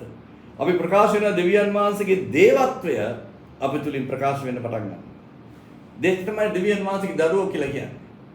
දෙවියන් වහන්සේගේ සුද්ධාත්මයන් වහන්සේගෙන් අපි පරිපූර්ණ වෙනවා කියලා කියන්නේ සහෝදර සහෝදරනි, දෙවියන් වහන්සේගේ ගිවිසුම අපි තුල තියෙනවා. දෙවියන් වහන්සේගේ ගිවිසුම අපේ මාංශගත වෙලා තියෙනවා. දෙවියන් වහන්සේගේ සැලසුම අපේ මාංශගත වෙලා තියෙනවා. දෙවියන් වහන්සේගේ සිතුවිල්ල අපේ මාංශගත වෙලා තියෙනවා. දෙවියන් වහන්සේගේ කැමැත්ත අපේ මාංශගත වෙලා. දෙවියන් වහන්සේගේ බලාපොරොත්තුව මාංශගත වෙලා මේදී සහෝදර සහෝදරනි, අපි දාසියගේ දරුවන් නෙමෙයි. අපි දෙවියන් වහන්සේගේ නිදාසිය, දෙවියන් වහන්සේගේ පොරොන්දුවේ දරුවන් බවට පත්ලා දේවත්වය, නිදාස් දේවත්වය, දෙවියන් වහන්සේගේ කැමැත්ත අපේ මාංශ වලින් ප්‍රකාශ වෙන්න පටන් ගන්නවා. සහෝදර සහෝදරනි, ඒක තමයි දෙවියන් වහන්සේගේ පොරොන්දුවේ දරුවන් හැටියට අපි ඉදිරිපත් වෙලා දෙවියන් වහන්සේ අපිව තෝරාගෙන අපිට ඒ ගමන් මාර්ගය විවෘත කරලා තියෙන. සහෝදර සහෝදරනි, සුද්ධාත්මයන් වහන්සේ වැගුරාම, සුද්ධාත්මයන් වහන්සේ උතුරට ආවම, සුද්ධාත්මයන් වහන්සේ උතුරට පැමිණෙන්න ප්‍රධානම ක්‍රියාවලියක් තියෙනවා. මේ අද මිනිස්සු කියනවානේ මේ born again කියන, නමුත් ඒ born again කියන එක සංකල්පය ඇවිල්ලා ඉතාමත්ම සරල දෙයක්, මූලික දෙයක්. ඒක පටන් ගන්නම. ඒක අවසානයක් නෙමෙයි. ඒක පටන් ගන්නම. ක්‍රිස්තුස් වහන්සේ මිනිසුන්ව born again කරන්නත් නැවත උපාදින්න පමිනේ නැහැ. ක්‍රිස්තුස් වහන්සේ ආවේ අපිව පාපෙන් ගලව ගන්න. අපේ ඒ පාපිෂ්ඨත්වයෙන් මුදවා ගැනීමක් දීලා. අපි මුදවා ගැනීමේ දරුවා. ඒ නිසා සහෝදර සහෝදරනි, යේසුස් වහන්සේගේ ලේ ඇර වෙන කිසි දෙයකින් අපිට මුදුන්මක් ලැබෙන්නේ නැහැ. ලේ ඇර අපිට පාපිෂ්ඨත්වයෙන් මුදවා ගැනීමක් අවශ්‍ය නම් ඒ මුදවා ගැනීමට ක්‍රිස්තුස් වහන්සේගේ ලේ අවශ්‍යමයි. මොකද බයිබලයේ කියන without shedding of the blood there is no remission. යේසුස් වහන්සේගේ ලේ නැතුව කිසිම මේ පසුතැවිලි වීමට අවස්ථාවක් නැහැ. එහෙනම් ලේ කොහෙද තියෙන්නේ? ලේ වැగిරලා ඉවරලා තියෙන්නේ. ඒ ලේ තුනේ යේසුස් වහන්සේගේ නමයි. ඒ නිසා තමයි යේසුස් වහන්සේගේ නමෙන් පසුතැවිලි වෙලා යේසුස් වහන්සේගේ නාමයෙන් බෞද්ධ වුණාම තමයි යේසුස් ක්‍රිස්තුස් වහන්සේගේ නාමයෙන් බෞද්ධ වෙනවා නම් තමයි අපි යේසුස් වහන්සේගේ නම අපිට ගන්න. මොකද බලය තියෙන යේසුස් වහන්සේට. ස්වර්ගයේ පුරවේද බලය මට තියෙන්නේ කියලා යේසුස් වහන්සේ කියනවා. එහෙමනම් අපි බෞද්ධ මේ විත් යේසුස් ක්‍රිස්තුස් වහන්සේගේ නමෙන් මොකද ඒ පියාණන්ගේ නම. යේසුස් කියන්නේ යේසුස් පියාණන්ගේ නමයි. පුත්‍රයාණන්ගේ නම. සුද්ධාත්මයන්ගේ නම යේසුස්. ගැලවීමේ මුදු වීමේ නම. එහෙමනම් ඒ බෞද්ධ වෙලා වගත්තාම අපි සුද්ධාත්මයන් වහන්සේ තියෙනවා. සුද්ධාත්මයන් වහන්සේගෙන් පරිපූර්ණ වුණාම සම්පූර්ණ වුණාම දෙවියන් වහන්සේගේ වචනය දෙවියන් වහන්සේගේ ගිවිසුම අපේ ශරීරගත වෙනවා. දෙවියන් වහන්සේගේ කැමැත්ත අපේ ශරීරගත වෙනවා. දෙවියන් වහන්සේගේ බලාපොරොත්තු අපේ ශරීරගත වෙනවා. දෙවියන් වහන්සේගේ අවශ්‍යතාවය අපේ ශරීරගත වෙනවා. එහෙම නැත්නම් එහෙම වුණොත් එහෙම සහෝදර සහෝදරනි දෙවියන් වහන්සේගේ දේවත්වය අපිට ප්‍රකාශ වෙනවා. එදා පළමු ස්වභාවයේ ඒ දේ තමයි සිදු වෙන්නේ. අදත් මේ අවසාන කාලයේදී දෙවියන් වහන්සේගේ නියම සබා ස්වභාව දෙවියන් වහන්සේගේ නියම සබා ස්වභාව දෙවියන් වහන්සේගේ නියම සහන මනමාලිය දෙවියන් වහන්සේගේ දේවත්වය ප්‍රකාශ කරමින් සිටිනවා. දෙවියන් වහන්සේගේ දේවත්වය ප්‍රකාශ කරන්නේ අපි කරන දේවල් නෙමෙයි අපේ ශරීරයෙන් ප්‍රකාශ වෙන දේවල්. ඇස් වලින් බලන විට කන් වලින් කතා කරන විට පමණක් නෙවෙයි අපේ ශරීර වලින් කියන හැම දෙයකින්ම දේවත්වය ප්‍රකාශ වෙ යුතුයි. දෙවියන් වහන්සේගේ වචනේ ශරීරගත යුතුයි. වචනේ ශරීරගත වුණාම අපිට පුළුවන් අපි දෙවියා යේසුස් වහන්සේගේ ඇදහිල්ලෙන් අපිට පුළුවන් මේ වචනේ ශරීරගත වුණාම මාංශේ පරීක්ෂාව ජාග්‍රහණය කරන්න. ඇස්වල තෘෂ්ණාව ජාග්‍රහණය කරන්න. ඔඩුංගුකම ජාග්‍රහණය කරන්න. දෙවියන් වහන්සේගේ වචනේ. දැන් යේසුස් වහන්සේ ජාග්‍රහණය කරා වගේම අපිටත් ඒ හැකියාව, ඒ ශක්තිය, ඒ අනුග්‍රහය, ඒ බලය දෙවියන් වහන්සේගේ ආත්මය තුළින් ලබා ගැනීමට නිරන්තරයෙන්ම හැකි වෙනවා. අපගේ ආදරණීය පියාණන් වහන්සේ වහන්සේගේ අනගී වචනය වහන්සේගේ ඉස්සරකට වහන්සේ දරවා දීලා තියෙනවා. මේ වචනේ තියෙනා මේ නිර්මල භාවයත් මේ පිරිසුදු භාවයත් මේ සම්පූර්ණත්වයත් තුලින් මානසික සිටින විශ්වවිද්‍යාලයටම වහන්සේගේ ගිවිසුම වහන්සේගේ වචනය වහන්සේගේ සිතුවිල්ල වහන්සේගේ බලාපොරොත්තු වහන්සේගේ කැමැත්ත වහන්සේව සම්පූර්ණයෙන්ම අපේ ශරීරගත වීමෙන් අපේ ශරීරයෙන් වහන්සේගේ දේවත්වය ප්‍රකාශ වීමට බලාපොරොත්තු ලබා දෙන ස්වාමීනි. ඔබ බලාපොරොත්තු වෙන සිට යම් දෙයක් අපෙන් ඒ බලාපොරොත්තු වෙන දේ තමයි ඔබගේ වචනය තුලින් වහන්සේගේ දේවත්වය ක්‍රිස්තුස් වහන්සේගේ දේවත්වය අපි තුලින් ප්‍රකාශ වීමට වහන්සේ සදී පැහැදී බලාපොරොත්තු වෙන නිරන්තරයෙන් සිටිනවා. වහන්සේගේ දරුවන් විසින් ඒ නිවහල් නිදාස් නිර්මල දරුවන් විසින් ඒ දෛවත්වය ප්‍රකාශ වෙනවා වෙන එක තාමත්ම වහන්සේ බලාපොරොත්තු වෙන සිටිනවා නිරන්තරයෙන්. සබ්බ වහන්සේට පිසුදෙනාම බාර දෙනවා. මේ වචනේ දෙවියන් වහන්සේගේ සෙනඟට ගෙනියන්න ස්වාමීනි. මේ වචනෙන් අවදි කරවන්න අපිට වහන්සේගේ ඒ අනුග්‍රහය නිතරම නිරන්තරයෙන්ම ලබා දෙන්න. යේසුස් වහන්සේගේ නාමයෙන් ආමේන්. සුන්දර ආශිර්වාද